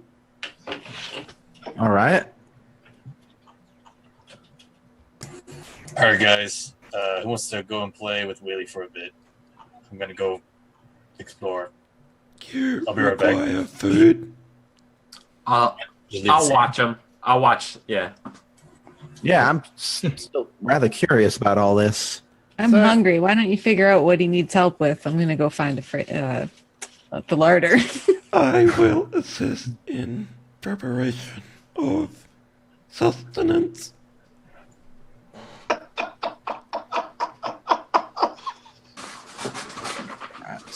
Do you need a lozenge or something, William? Oh, what? Like a thing put. Get your, I think throat. what he's trying to say is fix your voice. Yeah, it sounds like you got something in your throat there. I am still learning your language. It will become better with time. All right. Is that how it works, Doc? I believe it usually takes years of schooling and I am a very advanced artificial intelligence. Give me a couple I don't of quite know what days. William's talking about there, Mr. Connors, but I would say we need to get us a school marm up here, and she can help Will learn our language. All right, so I think this is where we'll end this episode. Yeah, so we can end the episode of like basically Willie is in the kitchen and he is like, Willie's in the kitchen with yeah, he's I'm gonna call you with. If I feed these Homo sapiens, they'll definitely help me. yeah, exactly, yeah. Poor Willie. Oh, that was so good. That was really fun. From I don't appreciate being called home. It's like he talks like he smokes weed. what you need. Yeah. Yeah. So yeah, I'm glad you guys enjoyed it. I wasn't sure the voice I wanted to give Willie, but I couldn't think of a way to like have him swap languages without it making it sound like alien, and I think we found his voice. I mean, I hope for the sake of your throat that Yeah, like don't lose it. so Don't lose your the voice. voice isn't Maybe so try to bad. change your voice to almost being high pitched. Almost. Can you do that? Well, actually, Chat actually, is clearly losing their shit over that voice. Like a yeah. wow. No, You so the only thing that I'm doing is I'm breathing in when I'm speaking. yeah. That's all I'm doing. It's not like a bad thing. It just takes a while to get used to. Shut up! You've been practicing it for months. Don't Okay, you got me. brag yourself here. All right, so let's go around and do some shout outs before we end up. Let's start off with Mr. Eric Bulgarius. What up, sir? Hey everybody, my name's Eric. I'm Eric Vulgaris on the internet lands on Twitch, Twitter, YouTube, and Patreon. I do tabletop game, role-playing game content, emphasizing indie RPGs. Do a lot of stuff with like cool systems that may or may not get a lot of love. Like right now, I'm doing Burning Wheel and Torchbearer. In addition to, Stars with a Number right now. So yeah, and a bunch of other stuff. So seriously, I'm really proud of my show Once Upon a Game, where I do one shots of random systems. There's a game out there, I swear to God, it's called Sea Dracula. And Vincent Baker, the designer of Apocalypse World, called that game the most important game to have ever been designed in the indie game space. And it's most game you never heard of, and it's literally about dancing animal lawyers, where you solve problems through literally dancing. Literally, like actual, you have to stand up and dance. Amazing. It is. It It's is really absolutely. fun. It was one of the best things ever. If you do Once Upon a Game, See Dracula, find my video of it. It's fucking hysterical. That's the shit that I find that we play. It is incredible. Have you played Robot Hearts, whatever that game is called? Not Robot Hearts yet, but I think I know what you're talking about. But I played plenty of cyberpunk romance games over Once Upon a Game's life. Plenty. But it's a game that literally is you play a robot that is like it is like a toaster mixed with something else. Like you can do, like you pick two ordinary household appliances and you mix them together, and then you try and take on the world as these like terrible robots. No, that sounds hilarious. Yes. Yeah, I would definitely play that with you if you wanted to run that. Yeah, pretty much like if you guys like games like Microscope or Fiasco, those are like my easy bread and butter games. If you heard of those games before, Quiet Year, Fall of Magic, all that kind of stuff. I'm your guy, and I like to play with people. If you can schedule, I play on Fridays at 5 p.m. If you can schedule it, hit me up. I'd love to have you on. Sweet. Seriously, it's open. First come, first serve. Speaking about first come, Thank first you. serve. And thank you, everyone. And it was great, Henley. This was awesome. Thank you. I'm Just really, like I'm really Betty. proud. I'm really proud with IKU. I think that turned Yeah. So, yeah. Up next we have Miss Retzi. How you doing? Thank you for joining us, by the way. You did not just do that transition over to my name I with did. the speaking of what? I heard that, Henley. Before these guys all talked over, I heard what she said. Speaking of what? So I'm Retzi, and yeah, I'll just type like hi over here. Nobody can spell my name or really say it, so Yeah, that's why I'm just calling you Retzi. yeah. You can follow me on Twitch. I do stuff Friday and Saturday nights. No particular schedule. I'm on Twitter. I'll tweet if you follow me on there. Play video games. Like to harass people on the internet. Yeah. So I have an Instagram, also Retzi Reaver, where you can see awesome things like we in my household do 3D printing. I paint them on creative streams once in a while. Do some other random things. Yeah, that's all I have.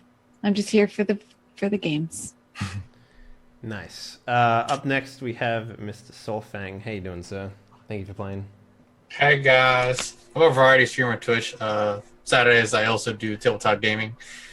I have a community that I built up over 3 years, and again, thanks Henley for inviting me, and also nice to play with you guys. Yeah. It's great, awesome, appreciate it. I do a variety of games, and most of it is picked up by community, and some things I pick as well. The games I'm pretty much doing is 5e, Fantasy, D&D, the Reaper Squad, which is really awesome. Thank you guys for the support. Also, through Patreon and my supporters, again, thanks to that, we managed to create another universe, which is the Stars Out number as well. We named the game Abyssal Mishaps Through the Stars. And recently, one of the hot ones that we have is Warhammer 40k Death Watch. Oh, nice. Thunderhammer and shoot and kill demons and Xenos. See, Yeah. Warhammer for me, especially the 40k universe. Death Watch is my favorite 40k, man. Like that's the best way to do it, man. It's the most fun in my opinion. Are you a loyalist or are you a heretic? Good question. I'm always loyal for fucking forever, man. Brother. Like what? That's fucking heresy. Even considering it. No, but like just as in terms of a system, I think it captures the fucking feel of 40k the best, in my opinion. It feels like 40k when you're playing. For Death me, Watch. 40k is like all lore, and it's like lore I just don't understand, right? So, Yeah, I mean, that's fair. I could Yeah, play yeah. the guy that doesn't understand the lore. Like, eventually, I'll get it. Like, But if you're not a fucking Lord Nord, why are you playing 40k to begin with? or Star Wars, right? Like if To you're be playing in fair- a world and a system you're invested in, you might as well just. when I played Star Wars, I literally had no idea there was 2 Death Stars. Like, I didn't know that was a thing, and I'm like And started I thought playing. I was clueless about And I'm basically like, hey guys, what's the race of alien that I can be? Because I don't want to be human. I never play human if I can get away with it. And I'm like, what's the race of alien that I can be that will allow me to do the most charismatic stuff? And they're like, these guys. And they're like, oh, what do they look like? Oh, they're the tentacle guys. I know those guys. Yeah. So yeah, that's my story. Speaking about stories, let's go over to a storyteller that I know and love, Mr. fucking Tuxedomus. How you doing, sir? Hey, Hey, girl. thank you so much for having me on. Thank you guys all for joining me for our first session. Eric and Jim I've played with before. Retzi and Sofang is my first time playing with you guys, so it was super cool. Thank you guys. Yeah, I'm Tuxedomus. I also do a bunch of tabletop and gaming and all the stuff on the Twitches and everything. So if you go over to Tuxedomus, you can follow me there. I'm on a lot of other people's stuff right now. I have my own thing. I'm sure you, if for some reason you're not watching Fulcrum tomorrow, you can head over to my channel and we're going to Filthy monster. yeah. We're going to be playing Masks tomorrow, and then I do some other stuff throughout the week. I always host whenever I'm on stuff. If you are curious about when I'm doing stuff, you can also follow me on Twitter over there. I'm on YouTube, and so you can see passive odds of stuff. Now I'm supposed to have a URL. YouTube is being a little weird about it right now. Yeah. I thought you were going to say that you got it fixed. No, yeah. Let me check and see if it still says I don't exist, because I might still not exist. You died. You dead. You dead, son. Yes. Yeah, but I still don't exist. So apparently, I am not on the internet. I am just a figment of your imaginations, and you can wake up now. Speaking about a figment of our imagination, let's go over to Gymtopia. How you doing, sir? So much like Tuxedomus, my dear friend, I also don't exist. My name is Jim Harris. I hang out on the internet with these people. Even Tux. What do you mean, these people? Let's see. I gotta figure out my cam. Never. I'm not gonna try to figure out where my camera is vis-a-vis where I'm in the stream. Anyway, I played games with Tux and Dave before. It was a pleasure to meet and play with Eric, Retzi, and Sofang here tonight and in future games to come. Oh yeah. We're gonna be best friends, dude. We're gonna be best friends. I am so looking forward to this campaign going forward. No, I don't stream currently on my own. I tweet at Gymtopia. I'm on Twitch as Gymtopia, and I collaborate much like Tux because I collaborate with lots of people and participate in role-playing shows throughout Twitch, hopefully more frequently than lately in the future. Okay. So I'll see you next week. Rock Yeah. down. So speaking about next week, there actually won't be a show because I'll be over at Gamescom. So fuck Or off. Gamescom. in 2 weeks. Nice. Yeah. Very cool. Yeah. But thank you for watching. No. So yeah, everyone, thank you very much for watching. If you haven't already, please consider hitting that follow button. It really helps us out. If you want to check out more Die Party stuff, we actually have 3 active games now. The first one is Die Party Night City, which is a Cyberpunk 2020 adventure, which is fucking crazy nuts. It's in its 2nd season right now, and that game is a lot of fun. It's literally like if the 80s was the future and everyone had sex with each other. That's basically that game. Cyberpunk. Yeah, we had a character. We had a literally had a character blow a guy and knock him unconscious using nanomachines through her mouth and his penis. So that's a real thing that happens. So Cyberpunk. His penis. Yeah. The second game we That is the have. definition of an STD. Yes. Sexually transmitted nanomachines. Cyber disease. STN. Yeah. There's not even. Yeah. Those So- robots attack the insides of. Yeah.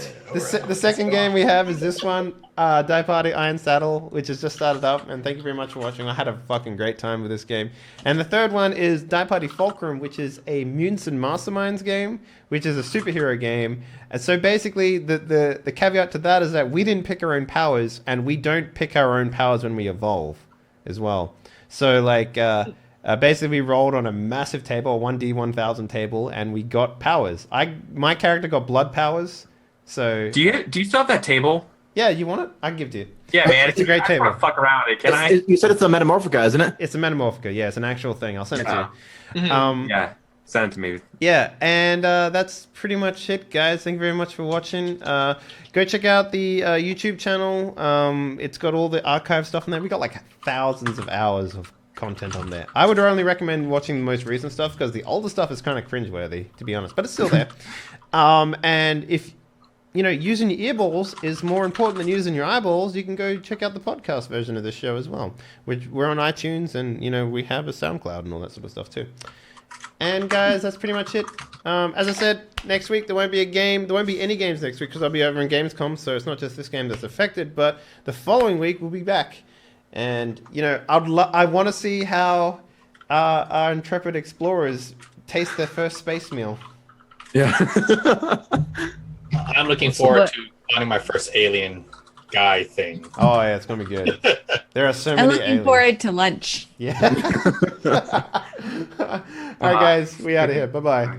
Night. Good night, everybody. Thank Good night, for everyone. watching.